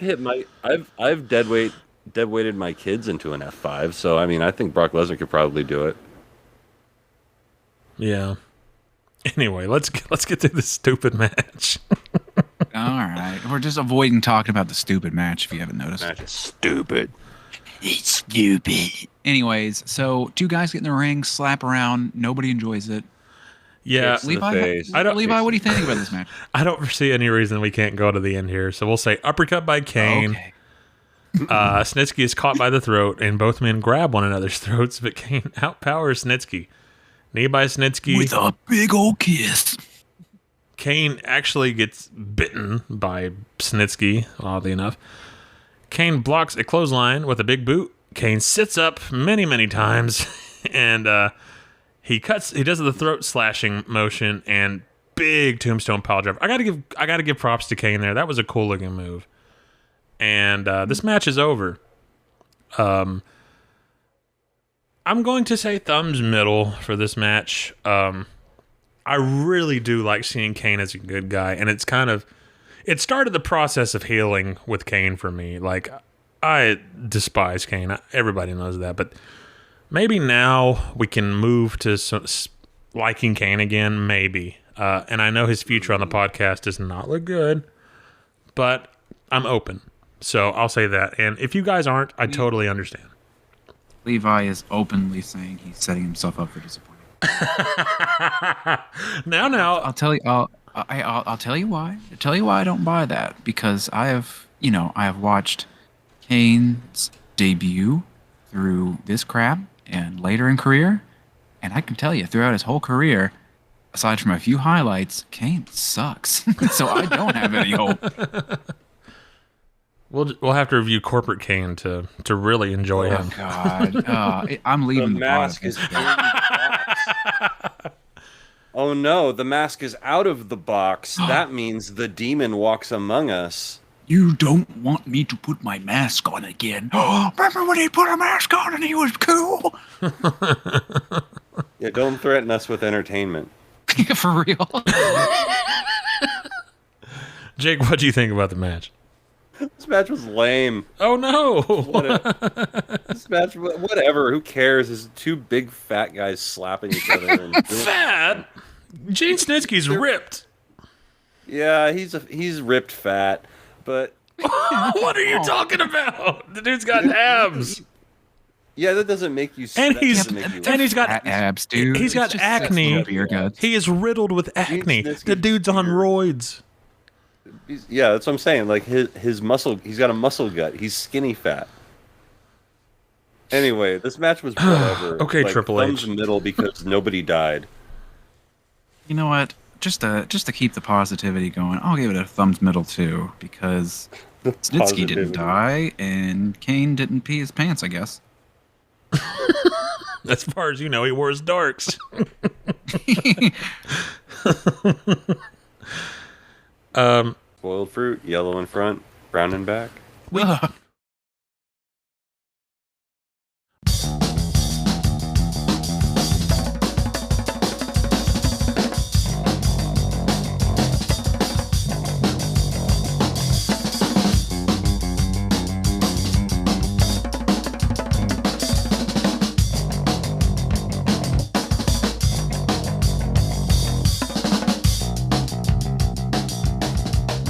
We once again cut poolside, which they had been through the night. I just refused to keep writing it down.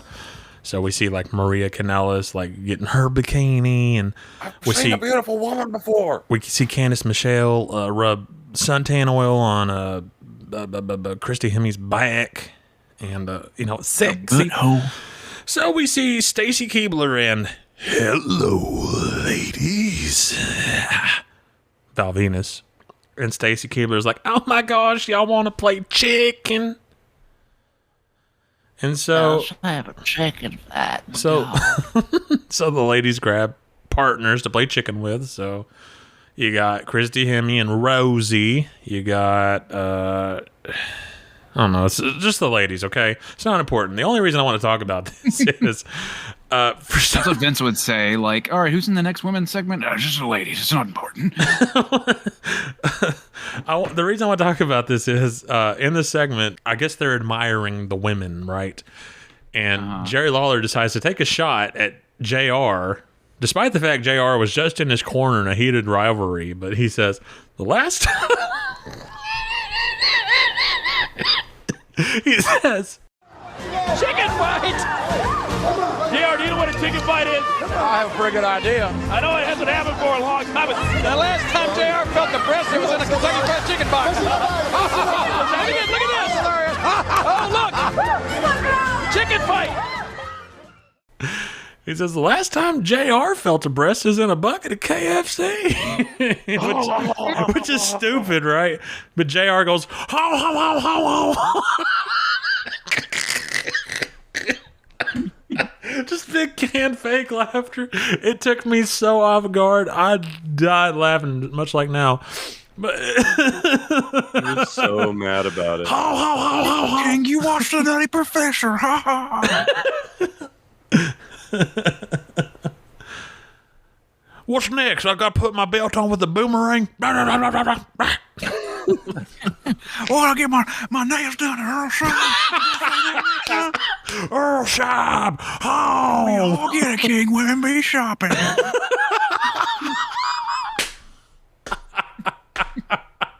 Okay, let go, JR. Jesus, joking. Watch the titties and shut up. Hey, get off the stage. You ain't in show business.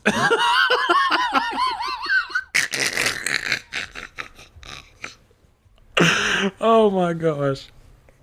Let me guess, my blood type is equator. Wait, I said that wrong. Rocky Road. Blood type is equator?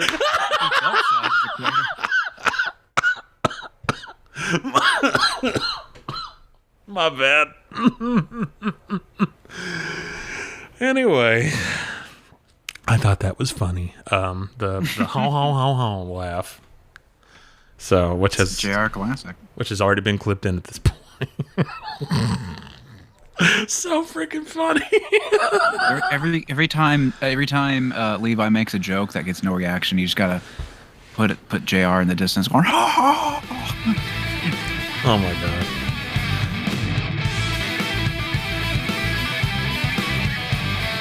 We'll be right back after someone hits the pit stop here. It looks like Alonso Perez.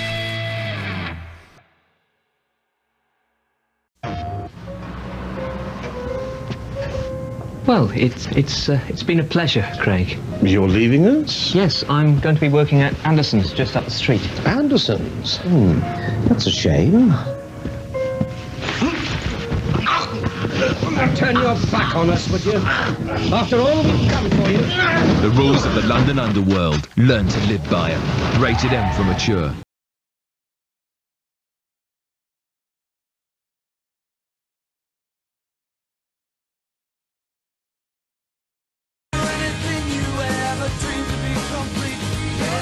And nothing stands in its way. Welcome to Rocktopia, where all your rock dreams come true with 30 massive hits on 2 CDs or 2 cassettes. I'd do anything. You can't get this 2 CD collection in any store. This is the story of a girl who cried a river and drowned the whole world. Never had to knock on wood. I'm not sick, but I'm not well. Order this collection online at MusicSpace.com. Take the ultimate trip with Rocktopia. Get it now. To order, have your credit card ready. Call the number on your screen or log on to MusicSpace.com. Rush delivery available. Get it now. I know what you fear. There is nowhere to run, nowhere to hide, and no one to trust. But him. Why can't you just be nice? Because the world isn't nice. On Wednesday, the final hunt begins. My friends are going to kill you. Blade Trinity, rated R, starts Wednesday. I will shoot first and ask questions later. I will borrow a Hummer, a chopper, and a luggage cart all in the same day. I will flip a coin to decide which building to destroy, and then blow them both up anyway. I will use 2 grenades, when one would work just fine. I will destroy 17 trucks in a row just because I can. I will be grossly overpaid for doing things I'd probably do for free. I am a mercenary. I am a mercenary. I'm a mercenary, and I love my job. Mercenaries, Playground of Destruction. In stores January 13th, rated T14. You are a mercenary in a playground of destruction. Hijack any vehicle. Use any weapon. Blow up anything. Blow it up again. Keep blowing stuff up. Blow the living crap out of it. Blow the living crap out of it some more. Mercenaries, Playground of Destruction. In stores January 13th, rated T14.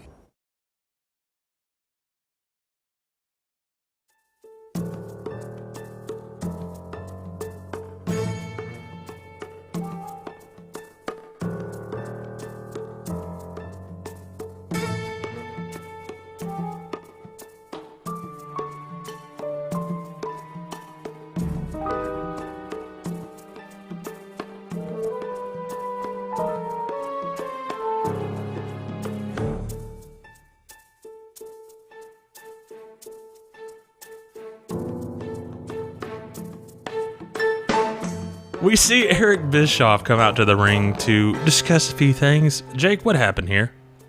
Basically, Eric Bischoff comes out and tries to be Vince McMahon at WrestleMania.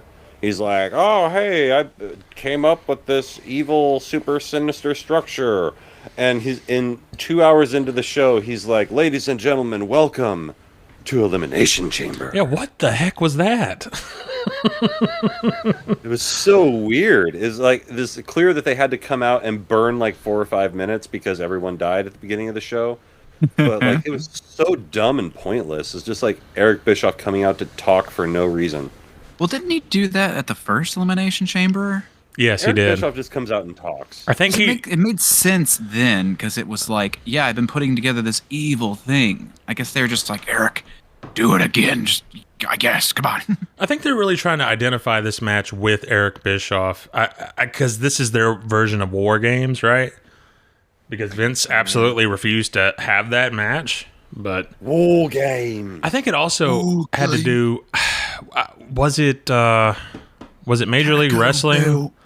Is either Major League Wrestling, Pro Wrestling Guerrilla, or Ring of Honor bought the rights to use the name War Games, and that might have something to do with it too. But I know Vince didn't want to put on that match because it wasn't my idea. Despite the fact that the bra and panties match was WCW's idea. No, I'm playing. Bro, we'll get the Undertaker out there in a bra and panties match, bro. Hey, I said bra and panties match, not the get your boobs out match. I thought you said bro and panties match. My bad. Not the make me nut match. What if the bra and panties match was a Dusty creation? Hey, so we're gonna get a bra and panties match out there. It's gonna be amazing. Cody Rhodes. Cody Rhodes. It's like I have to finish the story. The match my father created. Bra and panties against Roman Reigns.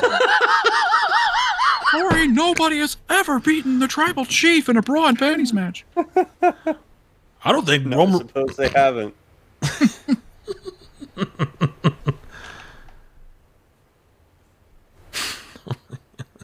We're gonna put Jey Uso in the center for this make me nut match. That would be Paul Heyman, right? What's that? What's that? Solo Sikoa? He's interfering back.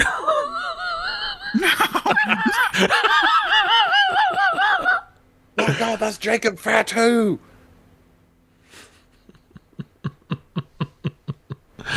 Okay, so now it's time for your main event of the evening. Heavyweight champion with a referee down with that steel chair. Oh, wait. Whoa! Randy Orton. Oh, my God. Good God. The game on the outside. Over the rail. We are going to have a new champion. The game is out of it. Who's it going to be? Edge or Chris Benoit? The spear, no. The crossface. Edge trying to counter. But Benoit's holding on like a pit bull. The shoulders are down. Wait a minute. I think Edge tapped. Edge just tapped. The question is, who is the world's heavyweight champion? Who's the champion? We need to know. Edge tapped out at exactly the same time. The Chris Benoit shoulders were counted down to 3. Therefore, I'm not going to name anybody world champion. Bischoff, whether he likes it or not, is going to have to make this decision. As far as I'm concerned, this World Heavyweight Championship is vacated.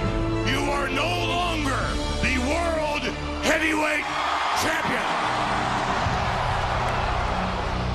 The world title will remain vacant until New Year's Revolution, when we have one of the biggest championship matches in Raw's history. And it's going to feature Chris Benoit, Edge, Triple H, Y2J, Chris Jericho, Evolution's own Batista, and last but not least, Randy Orton! I'm prove without a shadow of a doubt who deserves to be the World Heavyweight Champion. It's something that I like to call the Elimination Chamber. All 6 superstars who will be competing in the Elimination Chamber are in one-on-one matches against unannounced opponents. The man that wins it the fastest will enter the chamber last at New Year's Revolution. And there is a distinct advantage if you're the last man in. And good God almighty, Batista just blew Benoit's tongue out of the water. All 6 superstars survive tonight. Batista will be the last man released from the Elimination Chamber. What's your problem, huh? This was real simple to understand. You weren't supposed to beat the claw. I know, pissed me off. I did what I did. I'm sorry. This was real simple. Hey! Now, you are starting to piss me off. Allow me to introduce the special referee for the Elimination Chamber match at New Year's Revolution, the one, the only, HBK Heartbreaking! No one's gonna like this decision. You can see it on the faces of Batista, of Benoit, of Edge, of Jericho, and especially Triple H.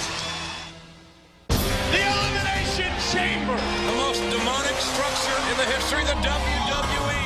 2 miles of chain, 36 feet in diameter, over 10 tons of solid steel designed to punish the human body. This match is like being in a series of head-on car crashes. 6 Raw superstars willing to put themselves through hell for the ultimate prize, the World Heavyweight Championship. These men are playing Russian roulette with their careers in this environment until there is one sole survivor. Oh my God, what an Elimination Chamber is going to be! 6 men, but only one can survive, and there's your Law and Order. A match that will prove who deserves to be the World Heavyweight Champion.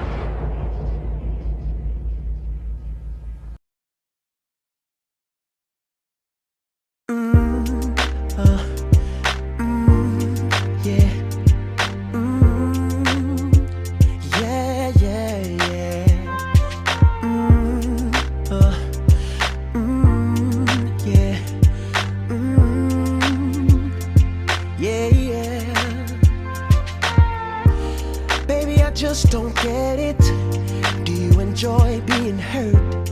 I know you smell the perfume, the makeup on his shirt.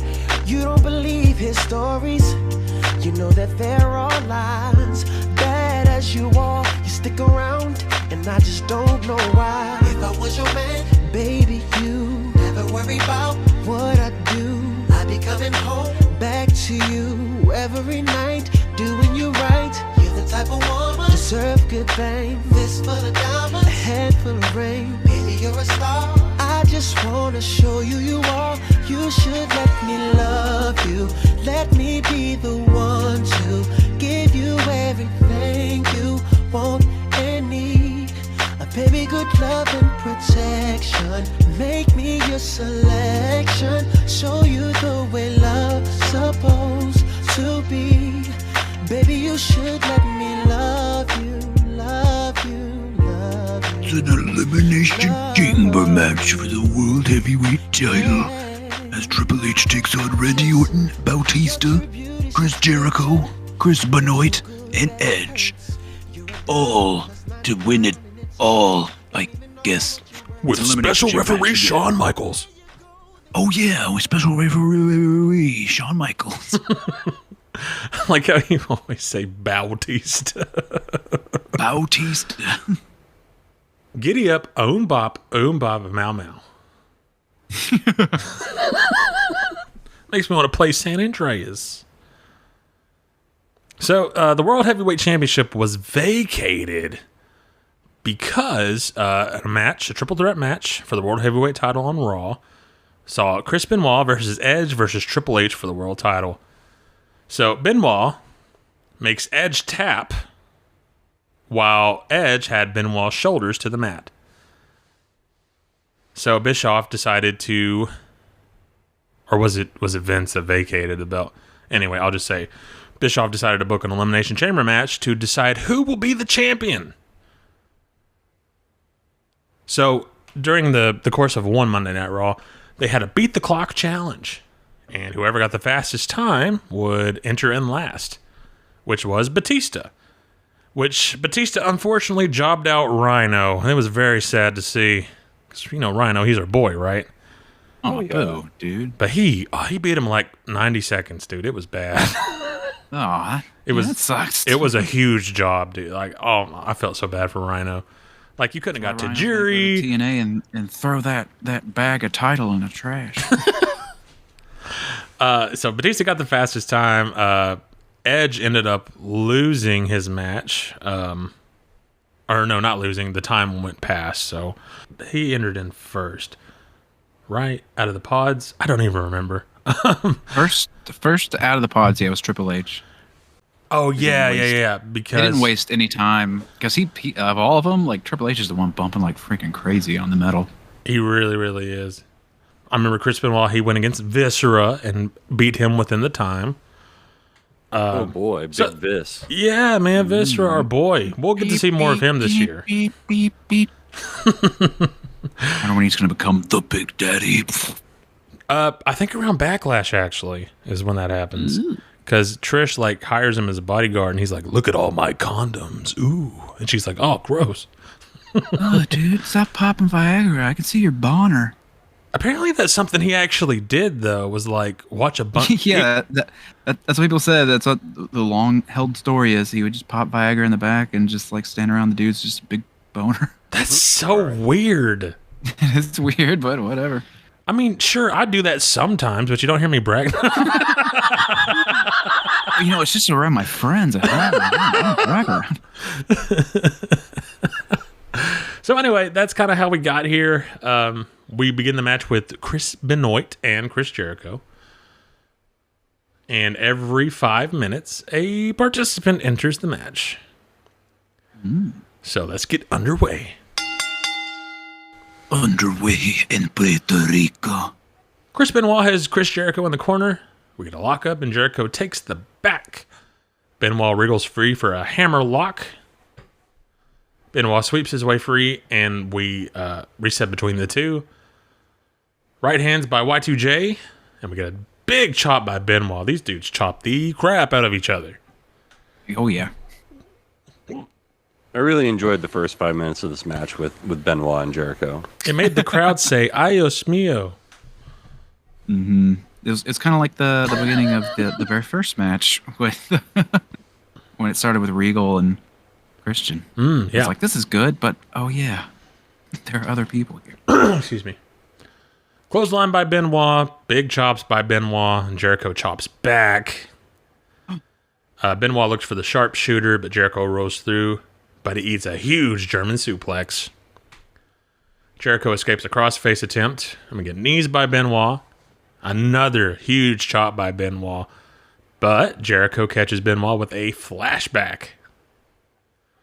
So we finally get Triple H in, and Triple H pummels Benoit. Hammer throw, Irish whip by Triple H. High knee on Jericho. Another hard Irish whip for Benoit, and Triple H gets 2 on the pin. Jericho chops Triple H. Irish whip to the corner, but Triple H bounces out with a clothesline. Benoit is tossed onto the steel, and Benoit is rammed face first into the steel chain wall. Benoit is bleeding as Triple H throws right hands to the open wound. He was bleeding. He really, really was. Much like Brock Lesnar against Cody Rhodes. No. I don't know. I feel like Benoit must be just kind of like okay at blading, because I feel like more often than not, he just gets like real gushing, like, ugh. Yeah. If he was here today, he'd have those Abdullah the Butcher's scars. No, I'm just kidding. Benoit meets the wall again. Jericho saves Benoit from a pedigree, but right hands by Chris Jericho.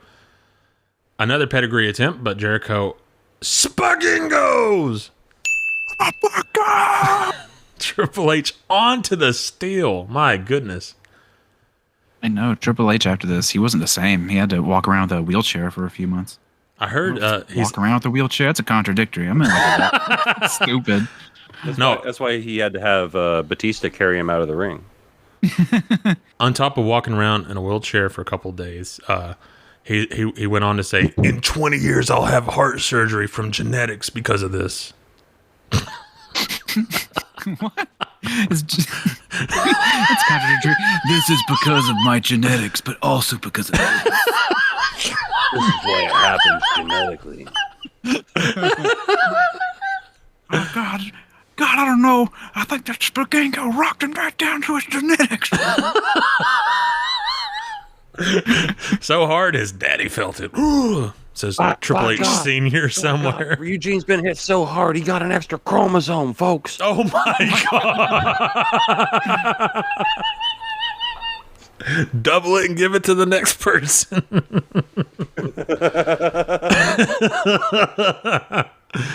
Oh my gosh. Hey, is Triple H's dad Double H? Mm-hmm. Yeah, just Hunter Hearst. Triple H's kids like Hunter Hearst, Helmsley Harrison. Like they just keep adding an H name for each generation. Well, I mean, Triple H has all girls, so when one of the girls wrestles, like, "Hi, I'm Harley Haley Quinn." I don't know. Oh, gosh, shut up. Haley Hearst Hemsley. Quinn. Jericho drives Triple H back first onto the steel. Jericho taunts Batista in the meantime, and Jericho suplexes Triple H onto the ring. 2 for Chris Jericho. 2 for Chris Jericho. Benoit chops down Jericho, and a neck breaker by Benoit. Out next, we have Edge. Edge goes right for Chris Jericho, and we get a corner spear on Jericho. Apparently, that doesn't do as much damage as a non-corner spear. Execution on Triple H. Edge belly-to-belly suplexes Benoit. Edge backdrops or Spaggingos. Triple H. Jericho nails Edge with a missile dropkick. Springboard dropkick by... Right in the genetics. His granddaddy felt that one, boy. Sorry. Oh, you're sorry? Yeah, you are sorry. Springboard dropkick by Jericho on Edge. Jericho knees Benoit in the abdomen. Abdomen. Edge eye rakes Jericho, and Jericho is whipped into the steel chain wall. Triple H knees Edge in the face, and Edge is smacked off the steel chain. Triple H tries for the pedigree again, and Edge catapults the game into the steel chain wall. And I'm just thinking, like, if you're on the floor and you do a catapult, that IRL has to like really hurt your back. For real. Like, that's all I'm thinking. Every time they do something on the outside that's like, I'm just going to take this little bump. It won't be that big of a deal. It's like, no, That's just unforgiving. Still, it really it's is. demonic. But it looks cool.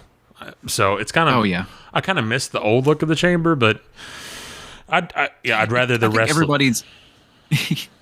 Everybody says the same thing. Like the old chamber looks so cool, but I'd rather not anyone die. Exactly. That wasn't what Chris Benoit thought later in the match. Ooh. Edge scores with the diving. Like, I want to die so bad. I'll take my family with me. No. If only Ric Flair had that kind of zeal. Anywho, thanks, JR. Edge scores with the diving clothesline on Benoit for 2, and Jericho is bleeding. Benoit has Edge in the crossface, but Edge rakes the eyes of Benoit. Low drop kick by Edge. Jericho nails Edge with a running enziguri, but it's only good for 2. Triple H spine busters Jericho, 2 for Triple H, and Benoit Northern Light suplexes Edge for 2. Triple H pedigrees Jericho into oblivion. Edge big boots Benoit, and Randy Orton is the next man in the match. Hey,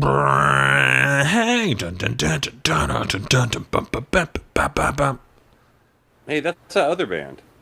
It's a completely different band. Orton bangs Edge off the steel chain wall and a crossbody on Triple H, followed by a flurry of rights. Triple H is dumped to the floor, and Orton rams Triple H off the walls. Power slam by Orton, and an RKO on Jericho. Benoit blocks the RKO for a crossface, and Triple H is taunting Randy Orton in the hold. So Benoit stupidly gets his sights on Triple H and hits him in a sharpshooter. Orton RKO's Benoit, and Edge measures Orton for a spear, but Edge takes down Shawn Michaels. Edge spears Orton, but there's no referee. Edge shakes Michaels, and Edge slaps Michaels, which leads to sweet chin music. Ooh. Damn. Lion Salt by Y2J, and Edge has been eliminated. Eliminated! Cup of coffee. Eliminated. Benoit German suplexes Triple H with the trifecta German suplexes. Benoit climbs to the top of the pod for a diving headbutt. I thought that was incredible. Holy cow, it's a brain scrambler. And that move has landed Chris Benoit with the Pepsi Blue splash of the night. And now it's time for the Pepsi Blue Splash of the Night. The Mayo Clinic CTE check of the night. Oh, the CET. Dang it. Fuck my own. The CTE Slam of the Night. The Christopher Nowinski Legacy Award. Jericho has Triple H in the walls of Jericho, and Benoit clamps on the crippler crossface. Batista busts out of his pod to save his mentor. And this part I didn't like because Triple H was in that hold forever of the simultaneous walls of Jericho and crossface. I'm like, that's lame. I hate that for Jericho. I didn't have a problem with it until like Batista came out and they both like, okay, well, we're just going to stop doing this and attack. Also that, like it was cool looking, but man, it made them look like chumps. Well, I mean, it was cool looking, but I think they should just made it really brief because, like, I know Triple H is like the ultimate alpha, but it's like, come on, you're just getting rocked. 2 sides, like, how could you not tap? I'm gonna take both of your finishes. Then whenever I tap, you'll be confused as to who gets the belt, so I'll just be like, well, why don't I have it? And they'll just give it to me. I'm starting to think wrestling might be fake. No, stop it. Get angry at you. Do not say that. Wrestling's fake. Wrestling's fake. So Batista, he comes busting out of his pod because it looks like they had him locked in for too long. So he rips the chain off and comes in and shoulders off Jericho and Benoit. Benoit and Jericho are thrown to the floor with a spine buster on Orton. Triple H walks into Batista, and the fans are dying for Batista to attack Triple H. But no such thing happens as Orton and Benoit attack Batista. Batista double clotheslines Benoit and Orton, and Jericho is military pressed into the cameraman. That was a pretty cool spot. That was pretty brutal. Mm-hmm. Like, was that what was supposed to happen? Was it like a plant, or was the cameraman had an elbow pad on, so you tell me. Okay. The cameraman definitely looked like like an indie worker, and it was I was watching it with a friend of mine, and I said, they had a cameraman on the cameraman. You tell me what was supposed to happen. Well, also, do you guys want to know who that was? Your mom. That turned out to be Kevin Owens. No, I'm just kidding. It's like, damn, dude, he lost a lot of weight.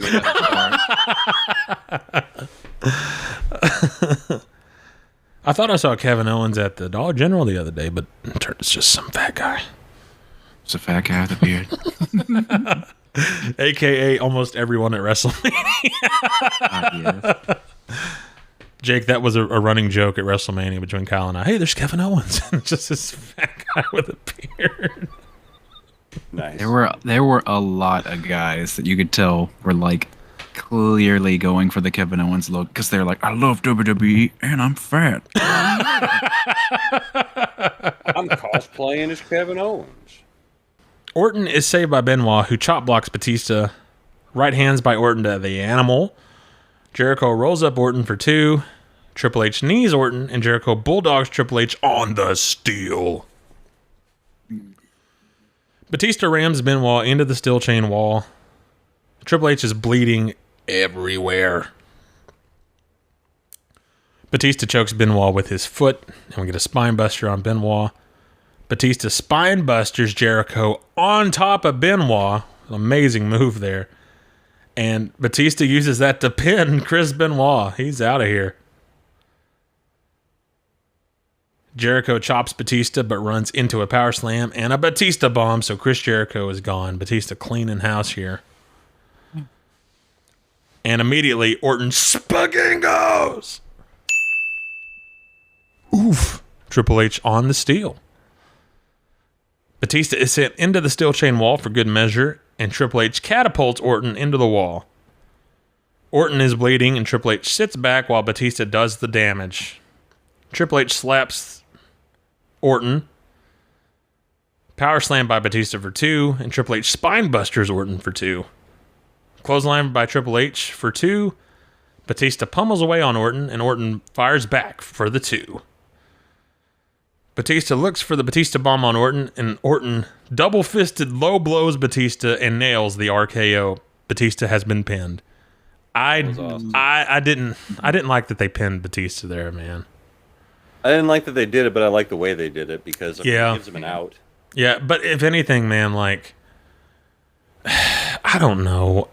Like, if anyone's going to do it, it should be Orton, but I just didn't like the idea to pin him here. But what are you going to do? So Triple H jumps Orton from behind. Triple H tosses Orton to the floor. Orton counters Triple H on the floor. And Triple H is rammed into the steel chain wall multiple times. We got an RKO by Randy Orton. And Batista clotheslines Orton while Michaels was... he was taking out Ric Flair. Because walking the dog on Ric Flair, which was hilarious to me because like I'm paying attention to what's going on in the ring, and then I noticed off to the left, like Shawn Michaels is kicking the crap out of Ric Flair. But then I got annoyed because Ric Flair's messing up the finish once again. So Triple H gives Randy Orton a gigantic wedgie, thus giving him a thong, and pedigrees him. Pins to become the new World Heavyweight Champion. And I give this match a thumbs up. It's not the greatest Elimination Chamber match. I still think the 1-0-2 at this point was. Well, to be fair, I don't think I've seen any from the HD eras, or at least none that like rocked my socks. But this match wasn't bad. Definitely better than SummerSlam 03, than Goldberg getting that wet fart of a loss.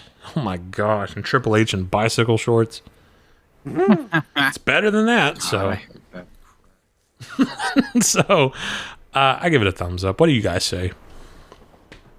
Yeah, I'd say thumbs up too. It wasn't like anything. It wasn't the best compared to like you said, though, too, because that one was just so damn good. But it ain't bad. I mean, Triple H winning is his title back. Yeah. It's not like the best results, but like at this point, I'm kind of becoming numb to Triple H being champion, so it's like kind of just expected it from the get-go. Yeah, fun spots here and there. Other dudes did well, so thumbs up for me.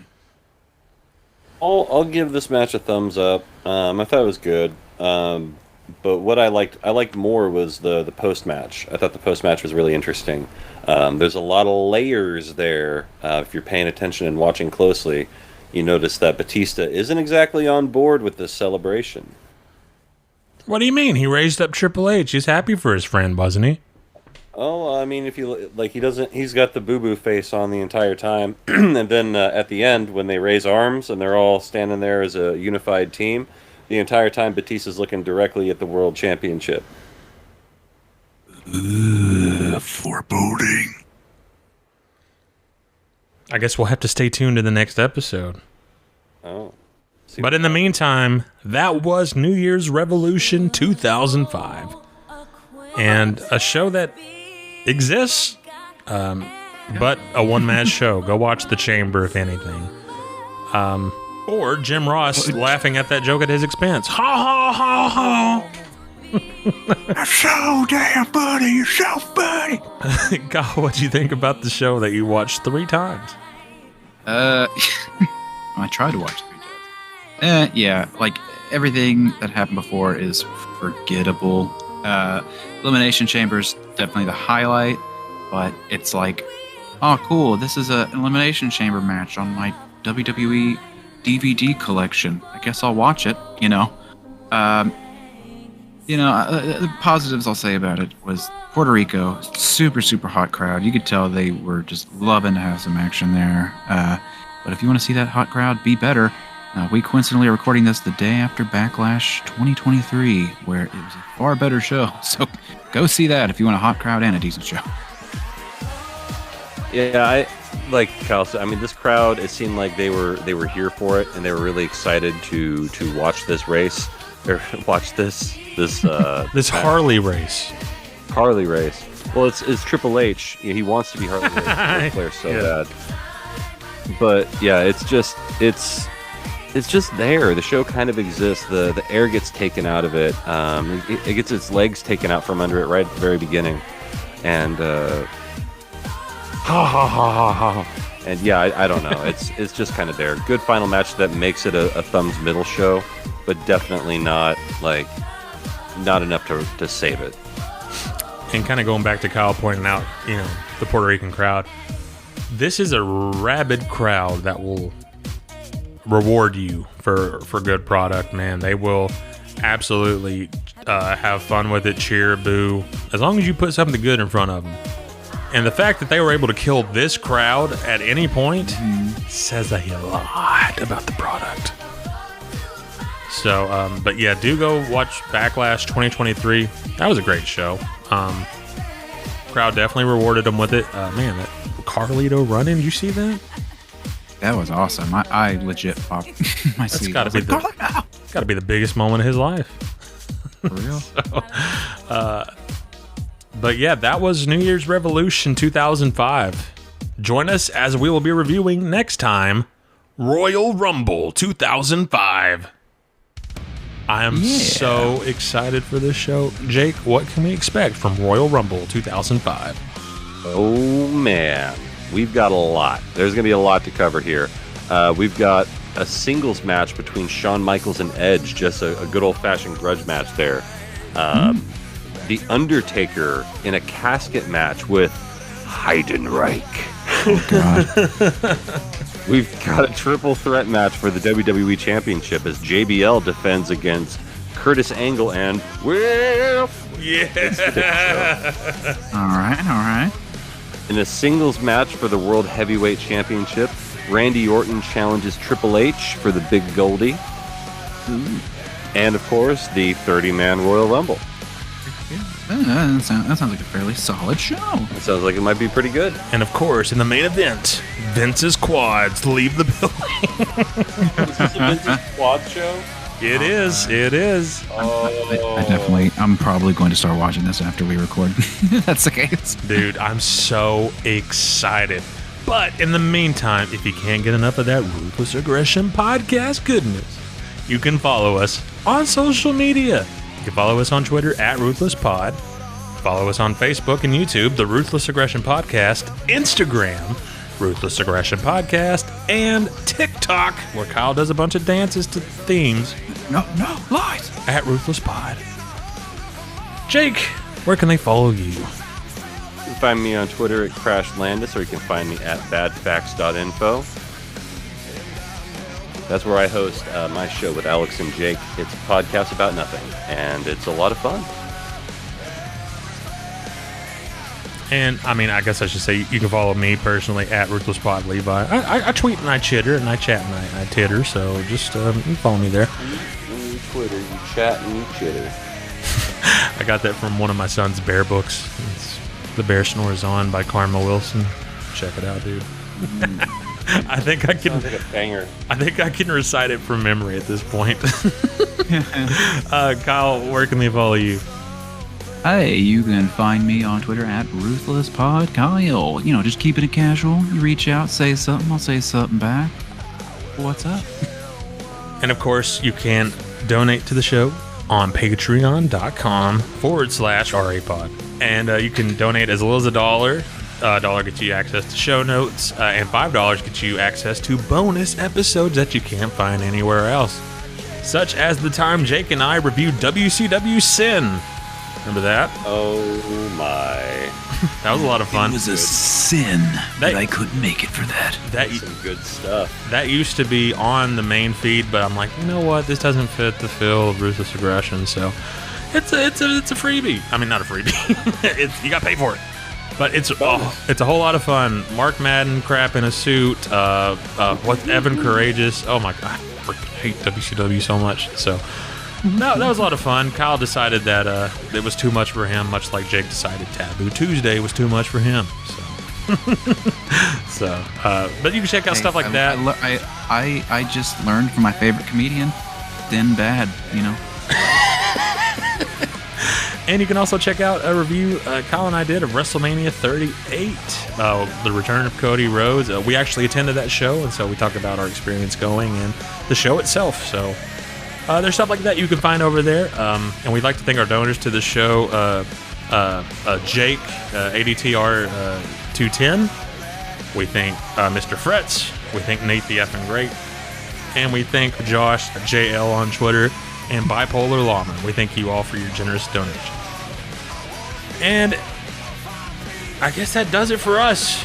Man, we look forward to the Royal Rumble. We look forward to Season 4. Hopefully we get that 04 stank of us off of here. So I think hopefully with this show behind us, we're on to greener pastures. So, with that being said, this has been the Ruthless Aggression Podcast. I'm Levi. I am Kyle. I'm Jake, baby. Reminding you to... Stay ruthless.